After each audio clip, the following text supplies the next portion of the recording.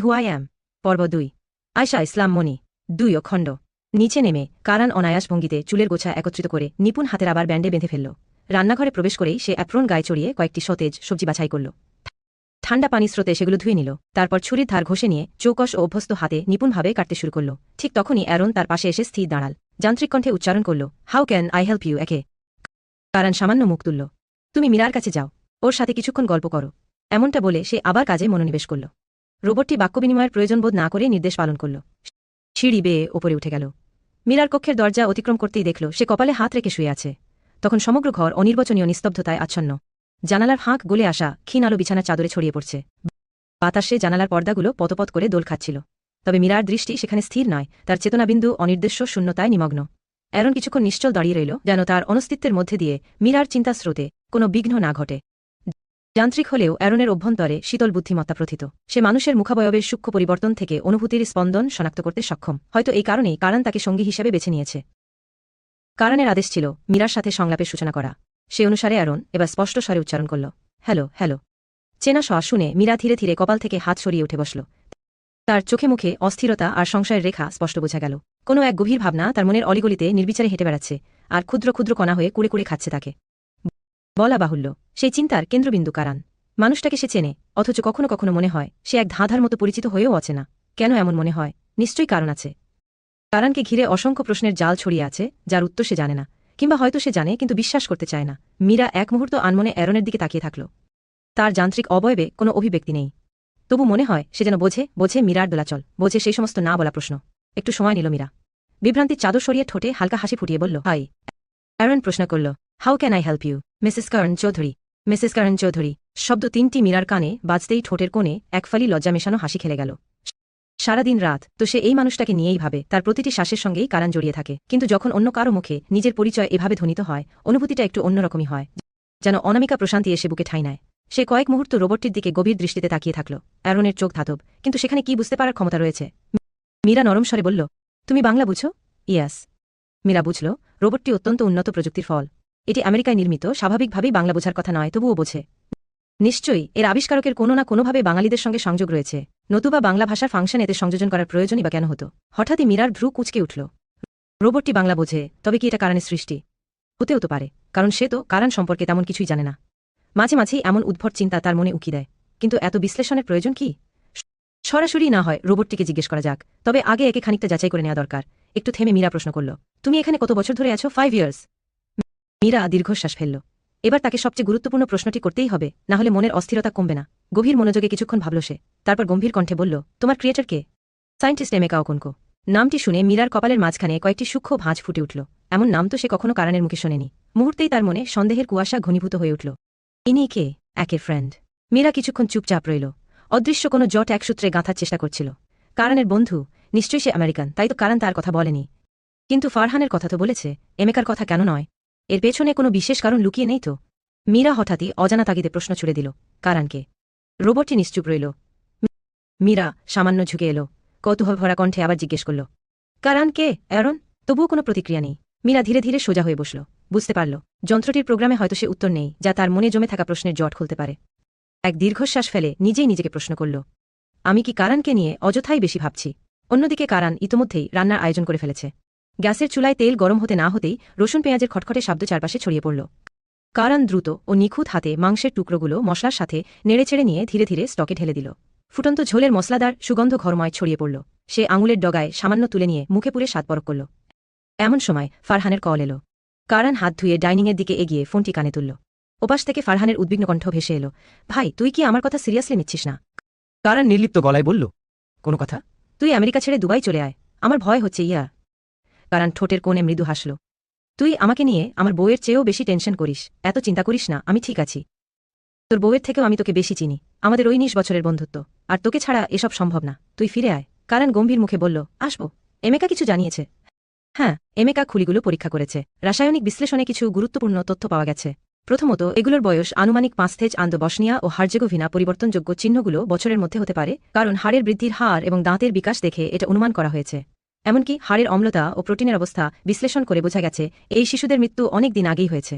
আরেকটা গুরুত্বপূর্ণ বিষয় হল খুলির মধ্যে ক্ষতিকারক কীটনাশক বা স্নায়ুবিষের চিহ্ন পাওয়া গেছে যা নিশ্চিত করে যে এগুলো সংগ্রহ করার পেছনে কোনো সুস্পষ্ট উদ্দেশ্য আছে অঙ্গপাচার কিংবা অন্য কোনো ভয়ঙ্কর চক্রান্ত হতে পারে কারা নীরবে শ্রবণ করছিল তবে নিষ্ক্রিয় ছিল না শুনতে শুনতেই সুচারুভাবে খাবার পরিবেশন করছিল সময় অপচয় তার স্বভাবে নেই দু-তিনটি কাজ একসঙ্গে সামলানো তার জন্য সাধারণ ব্যাপার ডাইনিং টেবিলে একের পর এক ব্যঞ্জনের বাটি সুচারুভাবে সাজিয়ে রেখে গভীর কণ্ঠে বলল আয়লা কোথায় she is a genius girl bro ও জেহেরকে ম্যানিপুলেট করে গোপন তথ্য বের করেছে আর মেইন কালপ্রিট জেহেরি এতদিন আমরা ভুল পথে ছুটছিলাম জেহের তার অঙ্গ পাচারের নেটওয়ার্কের মাধ্যমে প্রভাবশালী প্রতিষ্ঠানের লোকজনকে ব্ল্যাকমেইল করছে তারও একটা গোপন চুক্তি রয়েছে সে নারীদের পাচারের মাধ্যমে বিপুল পরিমাণ অর্থ সংগ্রহের পরিকল্পনা করছে সবচেয়ে গুরুত্বপূর্ণ বিষয় হল যদি জেহের এক্সপোজ হয় তাহলে পুরো চক্রটাই ভেঙে পড়বে কারণ ঠোঁটের কোণে শীতল হাসি ঝুলিয়ে বলল তাহলে তো আমার কিছুই করার দরকার নেই উফ তুই ছাড়া এটা সম্ভব নয় আয়লা শুধু মূল অপরাধীকে শনাক্ত করেছে কিন্তু পুরো খেলাটা এখনও বাকি কারণ কিছুক্ষণ ভাবল তারপর শান্তস্বরে বলল ওকে বাকিটা দেখছি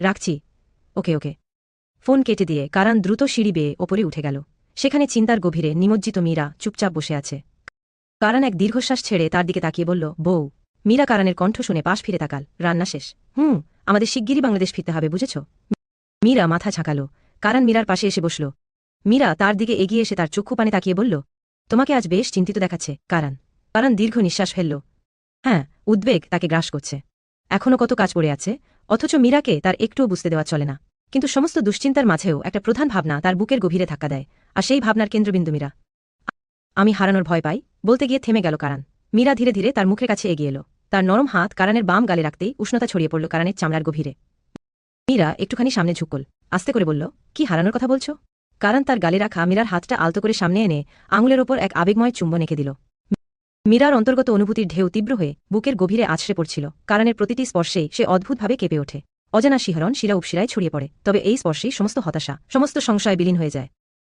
মীরার ঠোঁটে সামান্য হাসির রেখা ফুটে উঠল কিন্তু কারণের চোখে তখন অস্থিরতা খেলছে সে জিভ দিয়ে ঠোঁট ভিজিয়ে নিল বলা না বলা শত অনুভূতির ভারী ভারী শব্দগুলো আটকে আছে তার কণ্ঠনালীতে মীরা আরেকটু এগিয়ে এলো তাদের ঠোঁটের মাঝে শুধু 1 ইঞ্চির ক্ষীণ ব্যবধান নিঃশ্বাসের উষ্ণতাও পরস্পরের ত্বক ছুঁয়ে যাচ্ছিল কারণ শীতল ও গভীর কণ্ঠে বলল তোমাকে মীরা কোনো উত্তর দিল না শুধু তার ঠোঁট কারণের ঠোঁটে নিবিড়ভাবে মিলিয়ে দিল কারণের হাত ধীরে ধীরে মীরার ঘাড়ের পেছনে নেমে এলো আঙুলগুলো চুলের নিচে নরম ত্বক স্পর্শ করতেই দুজনের মাঝখানে শিহরণ খেলে গেল সে মীরার ঘাড় আলতোভাবে আঁকড়ে ধরল মৃদু টানে তাকে আরও কাছে টেনে নিল দুজনের শ্বাসের দূরত্ব বিলীন হয়ে গেল চুম্বনের গভীরতা অনুভব করতেই তাদের চোখ আপনা আপনি বুঝে এলো তারা দুজন গভীর সেই মধুর স্বাদে ডুবে যেতে লাগল না কারণ আজ আর নিয়ন্ত্রণ হারাচ্ছে না প্রয়োজনও পড়ে না তার মীরা যে নিজেই সমস্ত দ্বিধার বন্ধন ছিন্ন করে তাকে পূর্ণভাবে গ্রহণ করেছে তার অস্তিত্বের সমস্ত দাবি তো মীরা স্বেচ্ছায় পূরণ করে দিয়েছে সময়ের হিসেব হারিয়ে তারা সেই চুম্বনের সুরে বাধা পড়ল উপরের ঠোঁট নিচের ঠোঁটের বেষ্টনীতে বারংবার মিলিয়ে যেতে লাগল দীর্ঘ অনুরণন শেষে মীরা ঠোঁট সরিয়ে নিল তার ঠোঁট তখন আবেশের গভীর লালিমায় রঞ্জিত কারণ চোখ মেলে মীরার লজ্জাভরা মুখের দিকে তাকাল এতবার তারা একে অপরকে পেয়েছে তবুও এই মেয়েটার লজ্জা কমে না বরং আরও বেশি মোহময় হয়ে ওঠে অথচ সে নিজেই কারণের সবচেয়ে কাছাকাছি থাকতে চায় তার বাহুডোরে নিশ্চিন্ত আশ্রয় খুঁজে নিতে চায় তবে সে তো মেয়ে তার লজ্জার আভা ছাড়া সে অসম্পূর্ণ কারণের গভীর দৃষ্টি মীরার শিরায় শিরায় আগুন জ্বেলে দিল সে হঠাৎই কারণের গলা শক্ত করে জড়িয়ে ধরল তার গরম নিঃশ্বাস কারণের কানে এসে ছুঁয়ে গেল কারণের কানে কানে ফিসফিস করে বলল এই যে শক্ত করে জড়িয়ে ধরলাম মৃত্যুর আগে আর ছাড়ছি না কারণ হাসল এটাই তো তার চাওয়া মীরাকে এভাবে কাছে পাওয়াই তো তার আকাঙ্ক্ষা সে মীরাকে শক্ত করে আঁকড়ে ধরল যেন কোনো শক্তি তাদের আলাদা করতে না পারে এখন থেকে তারা চিরন্তন বন্ধনের শৃঙ্খলে আবদ্ধ একবার হাতের বাঁধন আলগা করলেই মীরা হয়তো হারিয়ে যাবে তাই কারণ আরও গভীর মমতায় আলিঙ্গন শক্ত করল তাদের বুক একে অপরের সাথে নিবিড়ভাবে মিশে আছে কারণের গলা মীরার গলার সঙ্গে লেপ্টে আছে কারণের ঠোঁট থেকে এক দীর্ঘ নিঃশ্বাস ঝরে পড়ল তবে এ নিঃশ্বাস ক্লান্তির নয় উদ্বেগের নয় বরং গভীর প্রশান্তির মীরাকে এতটা কাছে পাওয়ার তার উষ্ণতা অনুভব করার তাকে জড়িয়ে ধরে রাখার অতল স্বস্তির নিঃশ্বাস দিন ধরে ইলিজার মনে অস্থিরতা সাথে হৃদয়ের গহীনে অমোচনীয় দ্বিধা চলছিল কাব্যকে কি একবার ফোন করা উচিত এই প্রশ্নের উত্তর সে পাচ্ছে না অজানা অস্বস্তি অনির্বচনীয় সংকোচ যেন তার আত্মাকে কোনো অদৃশ্য শিকলে বেঁধে রেখেছে মমতাজ রান্নাঘরে নিমগ্ন আব্দুর রহমান সকালেই কলেজের উদ্দেশ্যে রওনা দিয়েছেন মমতাজের ফোনটা ইলিজার কক্ষের বিছানার ওপর পড়ে আছে বহুক্ষণ ধরে ফোনটার দিকে তাকিয়েছিল সে আর বিছানায় বসে নিজেকে বুঝিয়ে যাচ্ছিল যুক্তির পুঙ্খানুপুঙ্খ বিশ্লেষণ করে মনে সাহস সঞ্চারের চেষ্টা করছিল শেষমেশ নিস্তরঙ্গ বিড়বিড়ানিতে নিজেই নিজেকে নিরস্ত করল ফোন দেওয়াটা বোধ হয় ঠিক হবে না কিছুক্ষণ পরে দীর্ঘ এক নিঃশ্বাসে বুকটা হালকা করার ব্যর্থ প্রয়াসে সে ধীরে ধীরে বিছানা থেকে উঠে দাঁড়াল সামনের জানালাটা খোলা সেখানে ভোরের হিমেল হাওয়া বইছে অথচ সেই শীতল হাওয়া তার অব্যক্ত বাসনাগুলোকেও ধীরে ধীরে উস্কে দিচ্ছে পুনরায় সে বিছানায় বসল অন্যমনস্ক দৃষ্টিতে কয়েকবার তাকালো দরজার দিকে মা আসছেন না তো যদিও ভালোভাবেই জানত মমতাজ ব্যস্ত, এখন আসার প্রশ্নই ওঠে না। তবুও মনের গহীনে দ্বিধার এক মনস্তাত্ত্বিক খেলা শুরু হলো। সে উঠে জানালার পাশে গিয়ে কিছুক্ষণ বাইরের দিকে তাকিয়ে থাকল। মাঝে মধ্যে দিগন্তের ছায়াপথে হারিয়ে যেতে ইচ্ছে করে তার, তবে সেটা কেবলই ক্ষণিকের ইচ্ছে। সে এক গহীন নিঃশ্বাসে বুকভর্তি অস্থিরতা কমানোর চেষ্টা করল। হঠাৎ করেই আবার হাঁটু মুড়ে বিছানায় বসল, ফোনটার দিকে ধীরে ধীরে এগিয়ে গেল। নিজেকেই ফিসফিস করে বলল, না, একবার দিয়েই দেখি কী বা হবে। উফফো, কি চিন্তায় পড়লাম রে বাবা। বারবার নিঃশ্বাস টেনে নিল, তবুও স্বস্তি মিলল না। সিদ্ধান্তহীনতার ক্লান্তি আর আত্মসংঘাতের ভারী সে আর স্থির থাকতে পারল না। ঘরের এক প্রান্ত থেকে আরেক প্রান্তে পায়চারি শুরু করে দিল। অবশেষে চোখ বন্ধ করে এক গভীর নিঃশ্বাস নিল, অর্থাৎ সেই নিঃশ্বাসের গভীরতায় কিছু সাহস সঞ্চয় করল। এরপর ফোনটা হাতে তুলে নিল। কাপা কাপা আঙুলে কাব্যের নম্বর ডায়াল করল। রিং বাজছিল। সময়টা কেমন যেন অসহ্য দীর্ঘ মনে হচ্ছিল। হাতের তালুতে হিমশীতল ঘাম জমে উঠছিল। বুকের ভেতরে অনিশ্চয়তা আর ঘূর্ণায়মান চিন্তার বুননে দমবন্ধ লাগছে তার। সে এই প্রথমবার ফোনের ওপাশ থেকে কোনো পুরুষ কণ্ঠস্বর শুনবে, তাও এমন একজনের সাহচর্যে, যার সঙ্গে মধুর স্মৃতির তুলনায় বিষাদঘন দুর্বিপাকী অধিকতর প্রাবল্যে প্রতিভাত হয়েছে। এসব ভাবতে ভাবতে হঠাৎ করেই ওপাশ থেকে কাব্যের পরিচিত ভারী ও অনুরণিত কণ্ঠস্বর ভেসে আসল, আসসালামু আলাইকুম। কে বলছেন? শব্দগুলো তার কানে পৌঁছাল ঠিকই, কিন্তু মস্তিষ্কে তা প্রতিধ্বনির মতো বারবার ধাক্কা দিল। এখন কি বলবে সে? কোথা থেকে শুরু করবে? কণ্ঠস্বর বের হবে তো? হঠাৎ করেই মনে হলো শব্দেরা তার কণ্ঠনালীতে আটকে আছে। অন্যদিকে কণ্ঠে একটুখানি সংশয় মেশানো চাপা বিরক্তি নিয়ে কাব্য আবারও জিজ্ঞেস করল, হ্যালো, কথা বলছেন না কেন? তবুও ইলিজা নীরবতার গণ্ডি পেরোতে পারল না। শব্দহীন আতঙ্কে তার পুরো শরীর কেঁপে উঠল। একবার জিভ দিয়ে ঠোঁট ভিজিয়ে নিল, তবুও কণ্ঠনালী যেন বালুকায় আটকে আছে। কি অদ্ভুত, একটা কণ্ঠস্বরই শরীরের প্রতিটি স্নায়ু থরথর করে কাঁপতে পারে। কাঁপতে কাঁপতে ইলিজা মনে মনে বলল, এবার আমি কি বলবো? কেন এমন হচ্ছে? হে আল্লাহ, এত অস্বস্তি হচ্ছে কেন? ওপাশে কাব্য এবার রীতিমতো বিরক্ত গলায় বলল, আচ্ছা, আমি রেখে দিচ্ছি তাহলে। এটা শুনে ইলিজা হঠাৎই ঝাঁকি খেয়ে উঠল। কাপা কণ্ঠে বলে উঠল, আমি ইলিজা। এ কথা কর্ণগোচর হতেই কাব্যের ঠোঁটে প্রশান্তিময় হাসি ফুটে উঠল। ইলিজার সেই কোমল কণ্ঠস্বরেই যেন তার সমস্ত অবসন্নতা, ক্লান্তি আর গুমট অনুভব মুহূর্তে গলে গিয়ে কোথাও মিলিয়ে গেল। হৃদয়ের গভীরে অনির্বচনীয় সুখ ঢেউয়ের মতো আছড়ে পড়ল। সে নরম কণ্ঠে হেসে বলল, হায় আল্লাহ, আমার ইলিজা, কেমন আছেন আপনি? এই সম্বোধনেই থমকে গেল ইলিজা। চোখ পিটপিট করে তাকিয়ে রইল শূন্যের দিকে। ঢোক গিলে বিস্মিত গলায় বলল, কি বললেন? কাব্য একটু হেসে খুকখুকিয়ে কাশি দিয়ে সামলে নিল নিজেকে। বলল, আপনার খোঁজ জানতে চাইলাম। ইলিজার ঠোঁটে অগোচরে একটুখানি হাসি খেলে গেল। জি, আলহামদুলিল্লাহ, আপনি কেমন আছেন? অনেক ভালো, সত্যিই, অনেক বেশি ভালো। কাব্যের কণ্ঠে প্রশান্তির আভাস লুকিয়েছিল। ইলিজার মনে হল তারই বলা এই টি শব্দেই হয়তো তার অস্থির বুকটা স্থিরতা খুঁজে পেয়েছে। এই উপলব্ধিতে সে মৃদু হেসে ফেলল, তবে পরক্ষণেই গলায় ভর করল চাপা গাম্ভীর্য। ইলিজা বলল, থানায় গিয়েছিলেন? কাব্য খানিক চুপ করে থেকে মাথা চুলকে বলল, কিন্তু আমি তো কোনো অপরাধ করিনি। এবার ইলিজার কণ্ঠস্বর অনেকটা নরম হয়ে এলো। স্নেহার জন্য? ও হ্যাঁ, গিয়েছিলাম। ওরা চেষ্টা করছে, এর বেশি কিছু জানায়নি। স্নেহার নাম উচ্চারিত হতেই ইলিজার বুকের গভীরে বিষাদের এক বিশাল ঢেউ ছুটে এলো। তার প্রিয়তম বান্ধবী, একমাত্র নির্ভরতার ছায়া, কোথায় হারিয়ে গেল সে? সে কি তবে নিয়তির অন্ধকারে বিলীন হয়ে গেল চিরতরে? তার চোখের কোণে ধীরে ধীরে জমে ওঠা এক বিন্দু জল মেঝেতে গড়িয়ে পড়ল। ভাঙা কণ্ঠে নিজেকেই প্রশ্ন করল, আমাকে কি তুই একবারও মনে করিস না, সেনু? এতটা স্বার্থপর কবে হলি তুই? ফিরে আয় না, মা, আমি তো এখনো তোকে প্রতিটি নিঃশ্বাসে খুঁজে ফিরি। স্নেহা, চলে আয় লক্ষ্মীটি। বলতে বলতেই ইলিজার গাল বেয়ে কয়েক ফোঁটা অশ্রু গড়িয়ে পড়ল। এপাশ থেকে কোনো সাড়া না পেয়ে কাব্য বুঝে গেল ইলিজার মনটা ভেঙে পড়েছে। গভীর একটা নিঃশ্বাস ফেলে কাব্য শান্ত গলায় বলল, আজ বিকেলে দেখা করতে পারবেন? অরুণার প্রান্ত দিয়ে চোখ মুছল ইলিজা। গলাটা একটু খাকারি দিয়ে নিচু স্বরে বলল, কখন? মেসেজে জানিয়ে দেব, তবে একটা কথা, মা বাবাকে জানিয়ে আসবেন কিন্তু। মনের ভেতর ভার জমে থাকলেও কাব্যের অবাস্তব কথা এবার ইলিজার মুখে এক টুকরো বিষণ্ণ হাসি ফুটে উঠল। একটা ছেলের সঙ্গে দেখা করতে যাব, মা বাবা যেতে দেবে এমনটা আশা করেন আপনি? কাব্য মৃদু হেসে বলল, তাহলে না হয় একটু মিথ্যা বলে আসবেন। প্রেমে পড়লে দু একটা মিথ্যা বললে খুব একটা পাপ হয় না মনে হয়। কাব্যের দুষ্টুমি মাখা কথা ইলিজার চোখের ভেতর জমে থাকা কান্নার মাঝে অধরে একফালি হাসি ফুটে উঠল। হাসির শব্দ শুনেই কাব্য নিজের মনে বলল, এই তো আপনাকে হাসাতে পেরেছি, মিস ইলি। একটু থেমে ইলিজা নরম গলায় বলল, আচ্ছা, আসব। কথাটা কর্ণধার করে কাব্যের হৃদয়ের সুগভীর অনুভবকোষে আনন্দপ্রবাহের বিস্ফোরণ ঘটল। ঠোঁটের প্রান্তে অনাবিল হাসি প্রস্ফুটিত হল। এবার হয়তো সমস্ত দুর্ঘটনার বিভীষিকা অপসৃত হয়ে বহু প্রতীক্ষিত মিলনের সূচনা ঘটবে। আর কোনো প্রতিবন্ধকতা তাদের প্রগাঢ় সংলগ্নতার পথে অন্তরায় হবে না, হলেও কাব্য তা প্রতিহত করতে প্রস্তুত। এসব ভেবেও বাহ্যিক সংযমের আবরণে নিজেকে স্থির রেখে স্নিগ্ধ স্বরে বলল, আমি কিন্তু অপেক্ষা করব। অবশ্যই গাড়িতে আসবেন। রাখছি তাহলে। জি। ইলিজা মুচকি হেসে ফোনটা কেটে দিল। কিছুক্ষণ পরই ফোনটা নির্দিষ্ট জায়গায় রেখে বিছানায় বসে নিঃশব্দে হাসতে লাগল। তার হাসির গভীরে ছিল অজানা আলোড়ন। হঠাৎই কাব্যের প্রতি অদ্ভুত টান অনুভব করছে সে।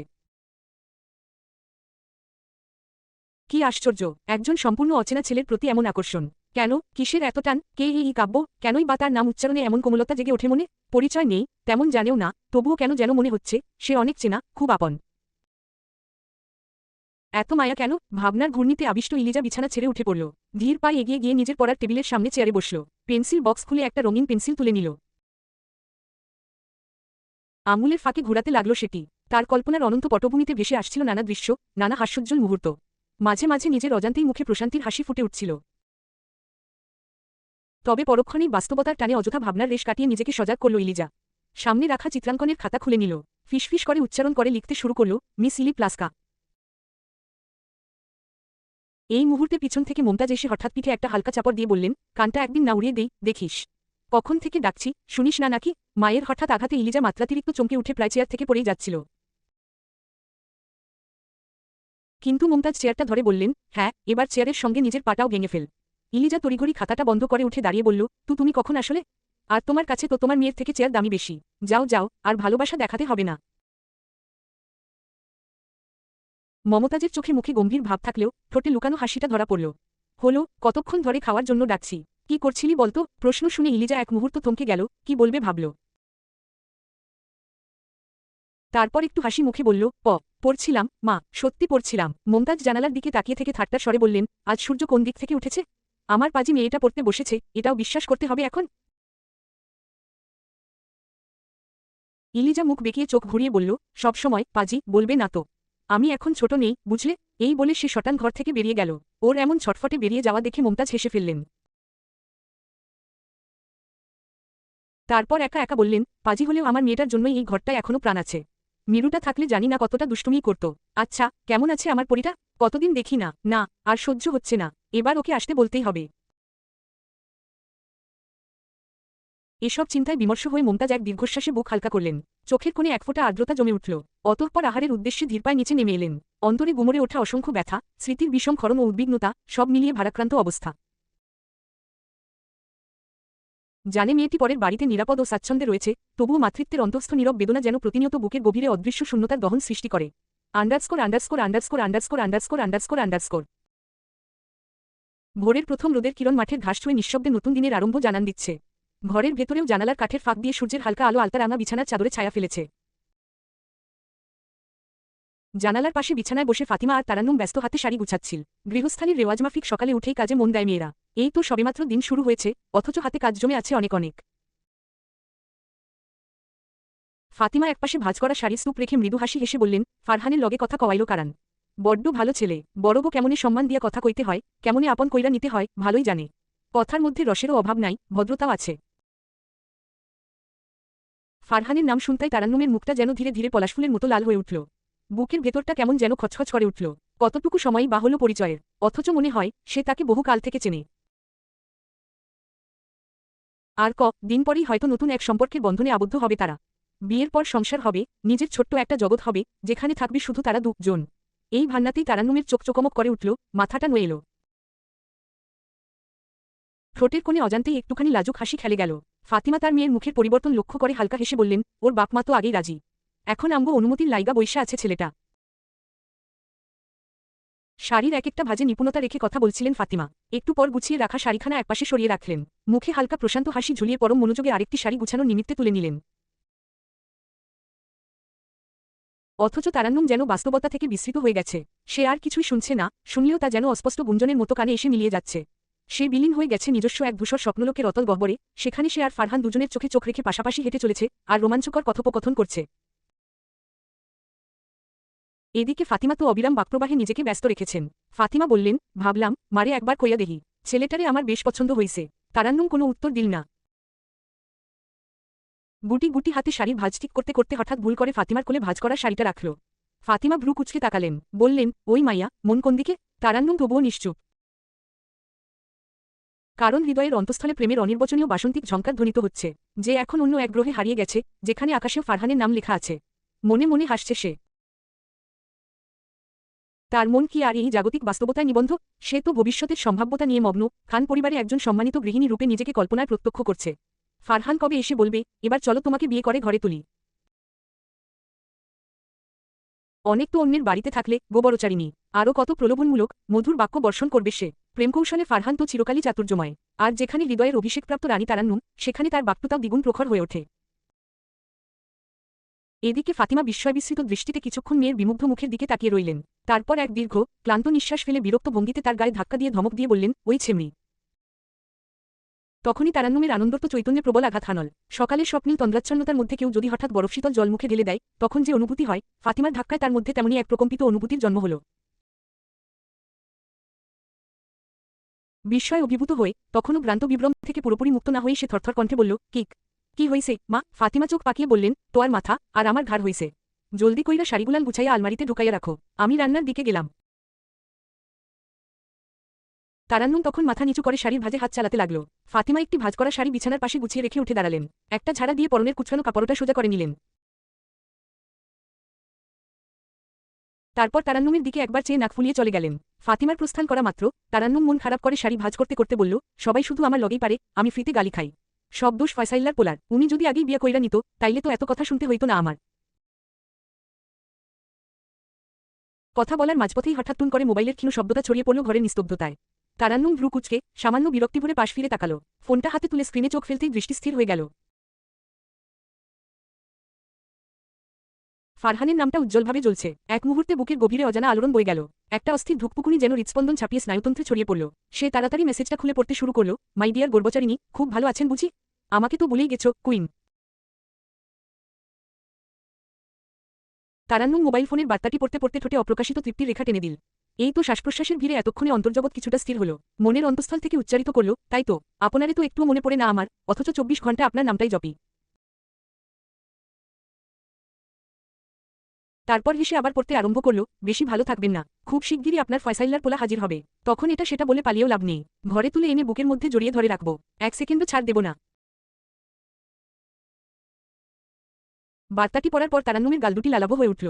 চোখ দুটি মুহূর্তে বিস্ময় প্রশস্ত হয়ে গেল। উদ্রের গভীরে অগণন রঙিন প্রজাপতিরা ডানা মেলে উথালপাতাল শুরু করল। এতটা বেপরোয়াভাবেও কেউ কথা বলতে পারে? যেখানে তাদের সম্পর্কের সূচনাটুকু কেবলমাত্র দৃষ্টিসীমায় সীমাবদ্ধ, সেখানে ছেলেটি এমন নির্লজ্জ নির্ভরতায় তাকে বুকের ভেতর আগলে রাখার ইচ্ছা প্রকাশ করল। তারান্নুমের জন্য এটি এক নবাগত অভিজ্ঞতা, কিন্তু ফারহানের জন্য তো বহু পরিচিত পথের সহজচর্যা। তাই তার মধ্যে বিন্দুমাত্র সংকোচ বা লজ্জার চিহ্ন নেই। কত বড় স্পর্ধা! আইস না, তোরে গরুর গোয়ালে বাইন্ধা রাখুম। হঠাৎ নিজ মুখের রূঢ়তা উপলব্ধি করে এক হাত ঠোঁটে চেপে ধরল তারান্নুম। ফারহানকে অপমান করার ওই চর্চা আজও ছাড়েনি সে। যদিও এই কথা বললে অন্যায় হবে না, এসব শব্দকে গালি বলাটাই গালির প্রতি অবিচার হবে।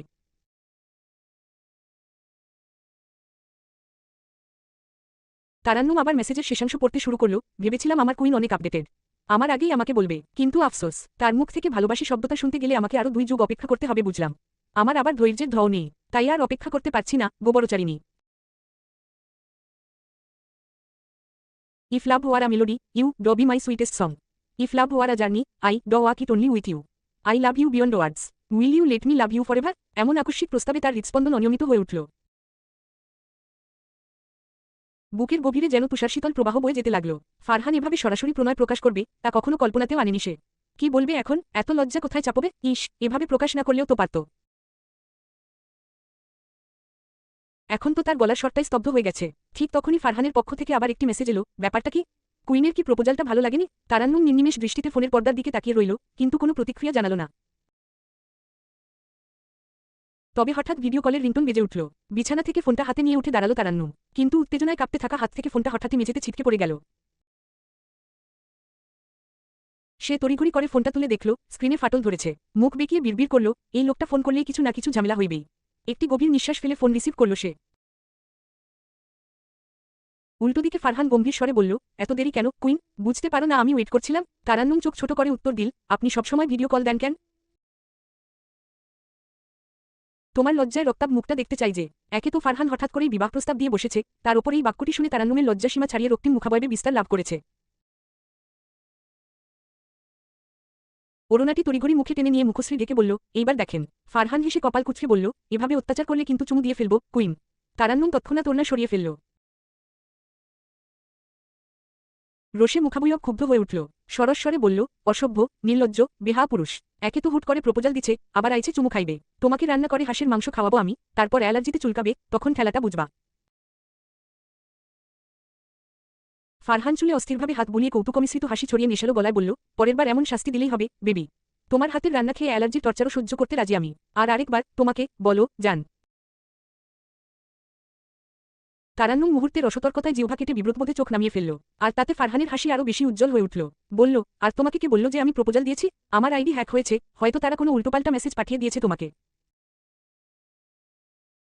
তারান্নুম এবার চোখ তুলে স্ক্রিনের ফারহানের দিকে তাকালো। ঠোঁট বাঁকিয়ে বলল, গ্রামের মাইয়া দেখা এতটাও বোকা ভাইবেন না, অসভ্য ব্যাটা। হ্যাকারের আইডি হ্যাক হয়েছে, তাই না? ফারহান ফোনটি একদম ঠোঁটের কাছে নিয়ে নেশাগ্রস্ত কণ্ঠে বলল, আইডি হ্যাক না হলেও মন ঠিকই সম্পূর্ণরূপে হ্যাক হয়ে গেছে আমার। তারান্নুমের অন্তর ধক করে উঠল। সে জানে ফারহানের ইঙ্গিত কি, তবু মনের গহীনে অদ্ভুত প্রশ্নগুলোর খেলা শুরু হয়ে গেল। নিজেকে সংযত করে বলল, আচ্ছা তাই, তা সেই হ্যাকারটার নাম কি? মাই কুইন, তারান্নুম তাজিন সোহা। তারান্নুমের লজ্জা যেন আকাশ ছুঁয়ে গেল। কাঁপতে থাকা আঙুলে ফোনটি ঝটপট কেটে দিয়ে বিছানায় ছুড়ে দিল। তারপর শাড়ির ভাঁজ খুলে তার মধ্যে মুখ লুকিয়ে শুয়ে পড়ল, যেন সমস্ত লজ্জার ভার সেই নরম শাড়ির গভীরে অজ্ঞাত করে দিতে পারে। অন্যদিকে ফারহান ফোনের উল্টো প্রান্ত থেকে হাসিমাখা গলায় বলল, আমার লজ্জাবতী কুইন, খুব শীঘ্রই তোমার জন্য বিশেষ সারপ্রাইজ অপেক্ষা করছে। Underscore underscore underscore underscore underscore underscore underscore. Romana স্থির চোখে আরিয়ানের হাস্যোজ্জ্বল মুখের দিকে তাকিয়ে আছে। আজ যেন মানুষটার চেহারায় অচেনা রহস্যময় আবরণ মনে হচ্ছে। কিসের গল্প বলতে যাচ্ছে সে? রোমানার? কিন্তু সে জানল কিভাবে? অসংখ্য প্রশ্ন ক্রমশ তার চিন্তার পড়তে জট পাকিয়ে যাচ্ছে।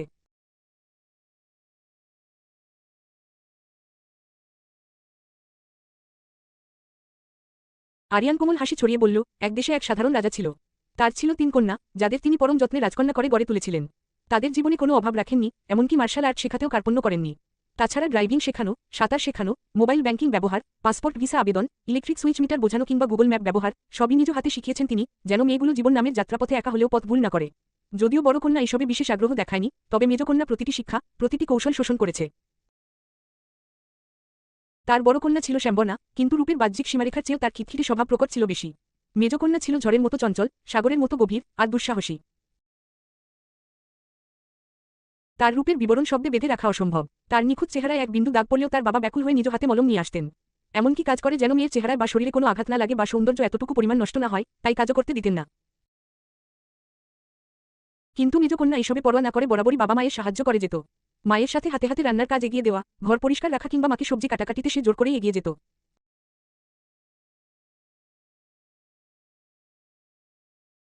আবার তার বাবা ঘরে ফিরে এলে বাবার হাতে ঘাম মোছার জন্য তোয়ালে ধরিয়ে দেওয়া, বাজারের ব্যাগ হাত থেকে নেওয়া, শরবত বানিয়ে দেওয়ার মতো সাহায্য সে সবসময়ই করত। মায়ের মন খারাপ থাকলে পাশে বসে সান্ত্বনা দেওয়া, ওষুধ খাওয়ার সময় মনে করিয়ে দেওয়া, ছোট বোনের পড়ালেখায় সাহায্য করা, মায়ের মাথায় তেল দেওয়া, বাবার পা টিপে দেওয়া, এমন আরও কত কাজে যে সাহায্য করত সে, তা বলে শেষ হবে না। কারণ একটাই, যেন বাবা মাকে একটু শান্তি দেওয়া। তাছাড়া মেজকন্যা বাবার নিঃশব্দ কষ্টের পরিমাণও বুঝতে পারত। সীমিত আয় 5 জনের সংসার চালানো কতটা কঠিন, তা সে অনুভব করত। অথচ বড় কন্যার চোখে এসব ধরা পড়ত না। সে নির্দ্বিধায় ব্যয় করত, বিলাসে মগ্ন থাকত, বাবার ক্লান্ত মুখের গভীরতা কখনো তার হৃদয়ে আলোড়ন তুলতে পারেনি। অন্যদিকে ছোট কন্যা বয়সে ছোট থাকায় বাস্তবতার ভার বোঝার অবকাশ পায়নি। অথচ এই দুই ভিন্ন মনোভঙ্গির মাঝখানে দাঁড়িয়েছিল মেজকন্যা। তবে তার মনে এক তীব্র জেদ জন্ম নিয়েছিল। কেন তার বাবা একা সংগ্রাম করবে? বড় করে তুলেছেন, এটাই কি যথেষ্ট নয়? তার বাবার কষ্টকে ভাগ করে নেওয়া কি তারও দায়িত্ব নয়? সে দেখেছে বাবা কিভাবে চায়ের কাপ হাতে নিয়ে একা বসে ভাবতে থাকেন, কিভাবে মা পুরনো শাড়ির টুকরো জোড়া দিয়ে পর্দা বানান। এসব দৃশ্য তার ভেতরে বড়দের মতো ভাবনার জন্ম দেয়। একদিন সে স্থির করল, কিছু একটা করতেই হবে। যুক্তি দিয়ে বাবাকে বোঝালো। অবশেষে সমস্ত দ্বিধা ছাপিয়ে তার বাবাও রাজি হলেন। আরিয়ান থেমে গেল। এদিকে রোমানা নিঃশ্বাস নিতে ভুলে গেছে, তার হৃদয়ের গতি খানিকটা থমকে আছে। এই গল্প কি সত্যিই কোনো সাধারণ রাজকন্যার গল্প, নাকি তারই অতীতের অলঙ্ঘনীয় প্রতিচ্ছবি?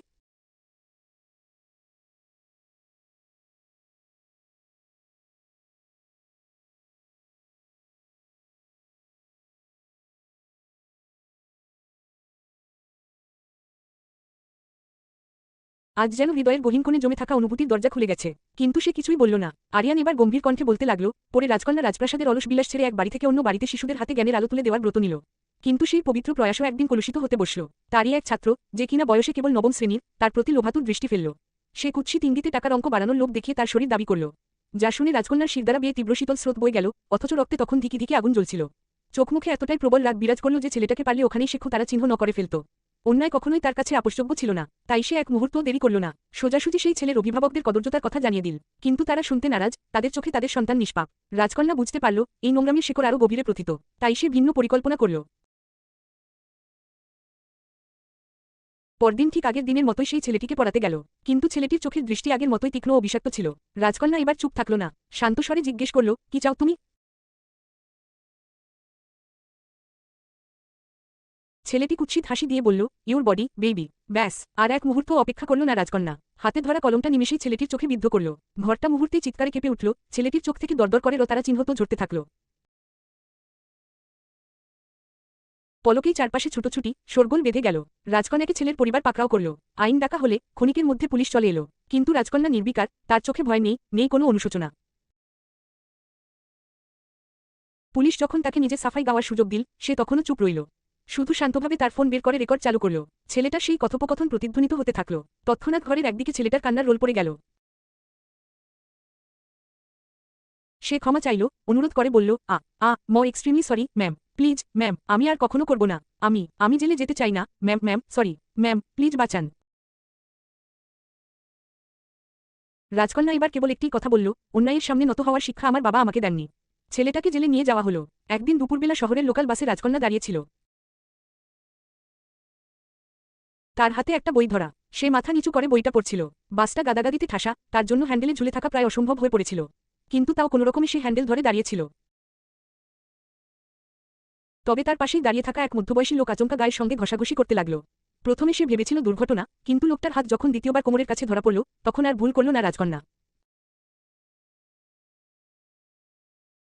সে চোখ তুলে লোকটার দিকে তাকালো, ঠান্ডা গলায় কটমট করে বলল, কি করছেন এসব আপনি? লোকটা ঠোঁটে নোংরা হাসি টেনে বলল, ভিড় তো হতেই পারে ম্যাডাম, ভুল না বুঝে এদিকে একটু আগান না। রাজকন্যা তখন আর একটুও দেরি করল না। ঝট করে নিজের ভারসাম্য ঠিক রেখে লোকটার তারা চিহ্ন সব বরাবর এমন এক লাথি দিল যে লোকটা আর্তনাদ করে বাসের মেঝেতে লুটিয়ে পড়ল। বাসজুড়ে কথার রোল পড়ে গেল। কেউ কেউ তো রাজকন্যাকেই দোষারোপ করতে শুরু করল, কিন্তু রাজকন্যা তাচ্ছিল্যভরা দৃষ্টিতে বলল, আমার নামে আর একটা বাজে কথা যে বলবে, দ্বিতীয় লাথিটা আমি তারা চিহ্ন সব বরাবর মারব। এরপর কি আর কারোর সাহস হবে নাকি? আর ঠিক তেমনি সবাই চুপ করে রইল। তারপর ভিড় ঠেলে বাস থেকে নেমে গেল সে। কিছুদিন পর রাজকন্যা ইউনিভার্সিটির প্রাঙ্গণে পা রাখল। মুহূর্তেই তার আগমন সবার দৃষ্টি আকর্ষণ করল। তার রূপের অমলিন আলো দেখে শিক্ষকদের মধ্যেও বিস্ময়ের চিহ্ন স্পষ্ট ছিল। সে যখন ক্লাসে বসত, তখন চেয়ার টেনে দেওয়া হতো, কলম না আনলে নিজের কলমও ছেলেরা তার হাতে তুলে দিত। ছোটবেলা থেকেই রাজকন্যার রূপ নিয়ে প্রতিবেশী থেকে বন্ধুবান্ধব সবাই এই আলোচনায় মগ্ন থাকত। তাই তার উপলব্ধি করতেও খুব বেশি সময় লাগেনি যে তার রূপের কারণেই সমস্ত আয়োজন, এত আলাপ আলোচনা।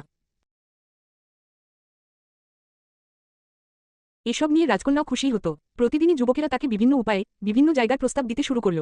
প্রথমে এসব তাকে অভ্যস্ত করে তুলেছিল, কিন্তু চাহিদার চাপ বাড়তে থাকায় সে প্রস্তাবগুলির সাথে মোকাবিলা করতে শুরু করেছিল।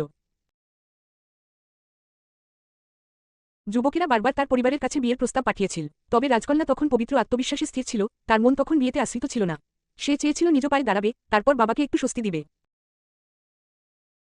তার পিতাও তার সিদ্ধান্তকে সমর্থন করেছিল এবং রাজকন্যাকে বিবাহিত জীবন থেকে দূরে থাকতে উদ্বুদ্ধ করেছিল। একদিন কলেজ ক্যাম্পাসে দুপুরের আলোয় তার ক্লাসের বন্ধুরা আড্ডা মেতেছিল। রাজকন্যা আড়ালে এক কোণে বসে বইয়ের পাতায় ডুবেছিল, কারণ তাকে তো বড় হতে হবে, ভালো ফল করতে হবে, এই ভাবনাগুলোই তার মাথায় ঘুরপাক খাচ্ছিল। আড্ডা আলাপে সময় নষ্ট করার মতো অবসর কোথায় তার? কিন্তু একটু পর হঠাৎই পিছন থেকে এক যুবক এগিয়ে এসে রাজকন্যার পাশে দাঁড়িয়ে মাথা ঝুঁকিয়ে বিদ্রুপাত্মক হাসি হেসে বলল, ডার্লিং, যদি দেখানোর হয় পুরোটা খুলেই দেখাও। অর্ধেক খুলে রেখে সিডি উস করছো কেন? অপ্রত্যাশিত ও অশালীন এই মন্তব্যে রাজকন্যা প্রথমে কিংকর্তব্যবিমূঢ় হয়ে গেল। মুহূর্তেই চোখ তুলে তাকালো ছেলেটার দিকে। দেখল তার চোখে দৃষ্টিকটু আগ্রাসী লালসা, যেন দৃষ্টির মাধ্যমেই গিলে ফেলবে তাকে। ছেলেটার ইঙ্গিত বুঝে রাজকন্যা ব্যাকুল হয়ে পিছনের ফিতের দিকে হাত বাড়াল, কিন্তু বিস্ময়করভাবে আবিষ্কার করল ফিতেটা আদৌ খোলা ছিল না। অর্থাৎ সম্পূর্ণ ইচ্ছাকৃতভাবে তাকে বিভ্রান্ত ও অপমান করার জন্যই এমন কথা বলেছে ছেলেটি। মুহূর্তের মধ্যেই সেই অনিকেত নামের ছেলেটা হাসিতে ফেটে পড়ল। আশেপাশের কিছু ছেলেও নিছক বিদ্রুপে মুখ ভাসিয়ে দিল, অথচ পাশে দাঁড়ানো দুই মেয়ে অপমানের প্রত্যক্ষদর্শী হয়েও শুধু মাথা নিচু করে চুপ করে দাঁড়িয়ে থাকল।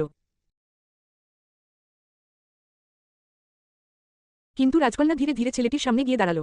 একটাও কথা না বলে আচমকা ছেলেটার গালে কষে কয়েকটা থাপ্পড় মারল। এরপর বলল, আজকে তো শুধু থাপ্পড় মেরেছি, পরের বার আমার সাথে তো দূরের কথা, অন্য কোনো মেয়ের সাথেও যদি এমন আচরণ করিস, ভবিষ্যতে ডাউনলোড করার সেই অপশনটাই আমি কেটে ফেলব।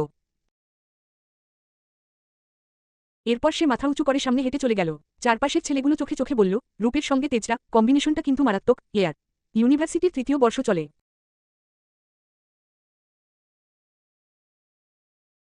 রাজকন্যার থিসিস জমা দেওয়ার সময় ঘনিয়ে এসেছে।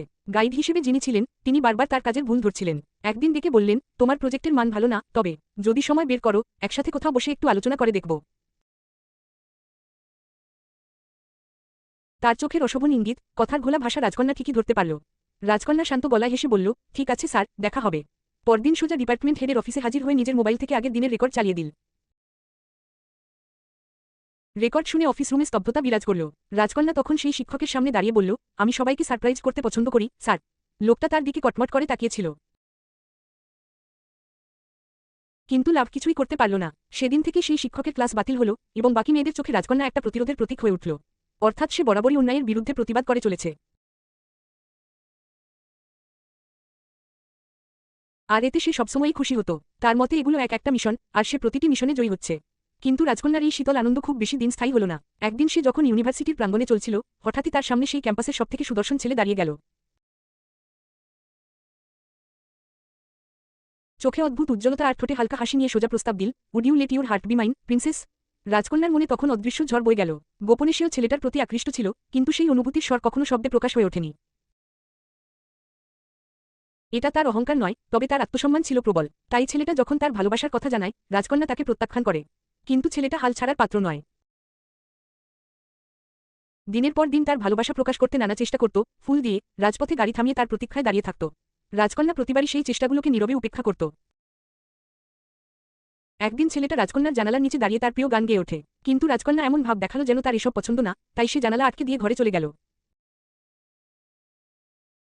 অথচ ভিতরে সে কোথাও যেন সেই সুরের মাঝে ভেসে বেড়াচ্ছিল। কয়েকটি দিন কেটে গেল। প্রতিদিনই উপহার, আকুতি আর চোখের ভাষায় ছেলেটা তাকে বোঝাতে চাইল সে সত্যিই তাকে প্রচণ্ড ভালোবাসে।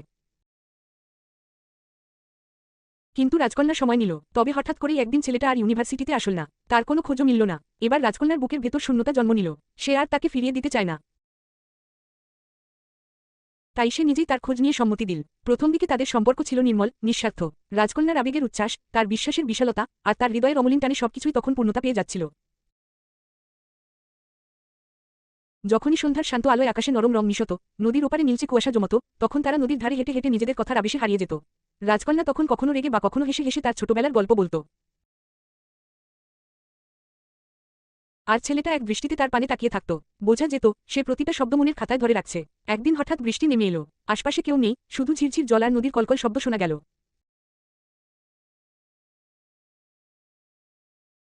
তারা দুজন একটা পুরনো অশ্বত্থ গাছের নিচে আশ্রয় নিল। বাতাসে রাজকন্যার চুল উড়ছিল, চোখে মুখেও ঝিরিঝিরি জল জমেছিল। ছেলেটা তার কপালের ভেজা চুলগুলো আলতো করে সরিয়ে দিয়ে বলল, তোমার হাসি এই বৃষ্টির মতো ঝরে পড়ে, আর আমি সারাজীবন তার মাঝে ভিজে থাকতে চাই, প্রিন্সেস। রাজকন্যা চোখ নামিয়ে ফেলল, কিন্তু ঠোঁটের কোণে লুকোনো হাসিটা ঠিকই ধরা পড়ল। তার হৃদয়ের ভিতরটা সেদিন অজানা খুশিতে কেঁপে উঠছিল। সে প্রথমবার বুঝল সে ভুল কাউকে ভালোবাসেনি। আবার রাজকন্যার জন্মদিনে ছেলেটা চুপি চুপি তার প্রিয় ফুল দিয়ে বানানো একটি চুলের মালা উপহার দিল। ভোরবেলার স্নিগ্ধ আলোয় সে মালাটা হাতে পেয়ে স্তব্ধ হয়ে গিয়েছিল। কারণ মালাটা শুধু ফুলের না, সেখানে পরিশ্রম, মমতা আর ভালোবাসার গন্ধ লেগেছিল।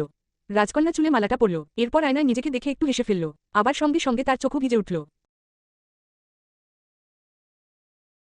তার মনে হলো এই ভালোবাসা তো রাজ্য কিংবা মুকুটের চেয়েও অনেক দামি। কিন্তু এত মুগ্ধতা আর কোমল মুহূর্তের মাঝেও হঠাৎ করেই ছেলেটার আচরণ বদলে যেতে লাগল।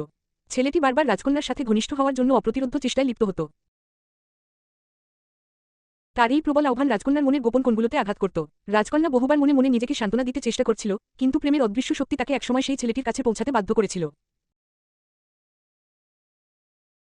অবশেষে একদিন রাজকন্যা চিরস্থায়ী সিদ্ধান্তে পৌঁছাল।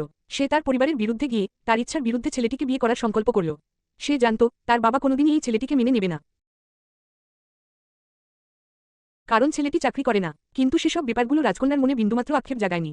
যে গভীর ভালোবাসা তার হৃদয় সঞ্চিত ছিল, তাতে এই পৃথিবী ধ্বংস হয়ে গেলেও সে সমস্ত কিছু ত্যাগ করতে প্রস্তুত ছিল। তারপর এক সুরেলা সন্ধ্যায় রাজকন্যা তার পরিবারকে না জানিয়েই তার ভালোবাসার ছেলেটিকে বিয়ে করে ফেলল। আরিয়ান হঠাৎ থেমে গিয়ে রোমানার চোখে চোখ রেখে এক দীর্ঘ, ভারী নিঃশ্বাস ফেলল। তার দৃষ্টি খানিকটা শূন্যতায় ছেয়ে গেল, কিন্তু আখিদ্বয় তীক্ষ্ণ রাখল। সে লক্ষ্য করল রোমানার মুখশ্রী যেন নিঃশেষিত কোনো গ্রীষ্মকালের আম্রপিণ্ড, চোখ দুটি বিস্মৃত কোনো অতীতের গভীর খাদে ডুবে আছে। আরিয়ান সমস্তটা অনুভব করেও মুখে শুধুই রহস্যাবৃত হাসি টেনে নিল, অথচ তার বুকের গভীরে অদৃশ্য অস্থিরতা ধীরে ধীরে শিকড় গেড়ে বসেছিল। তবু সে কিছুই বুঝতে দিল না। কণ্ঠে রহস্যের মেদুরতা মিশিয়ে বলল, রাজকন্যা যাকে ভালোবেসেছিল সেই ছেলেটির নাম কি জানো? রোমানা বিছানার একপাশে দেয়ালে হেলান দিয়ে বসে আছে, কিন্তু তার শরীরটা পুরোপুরি নিথর হয়ে গেছে।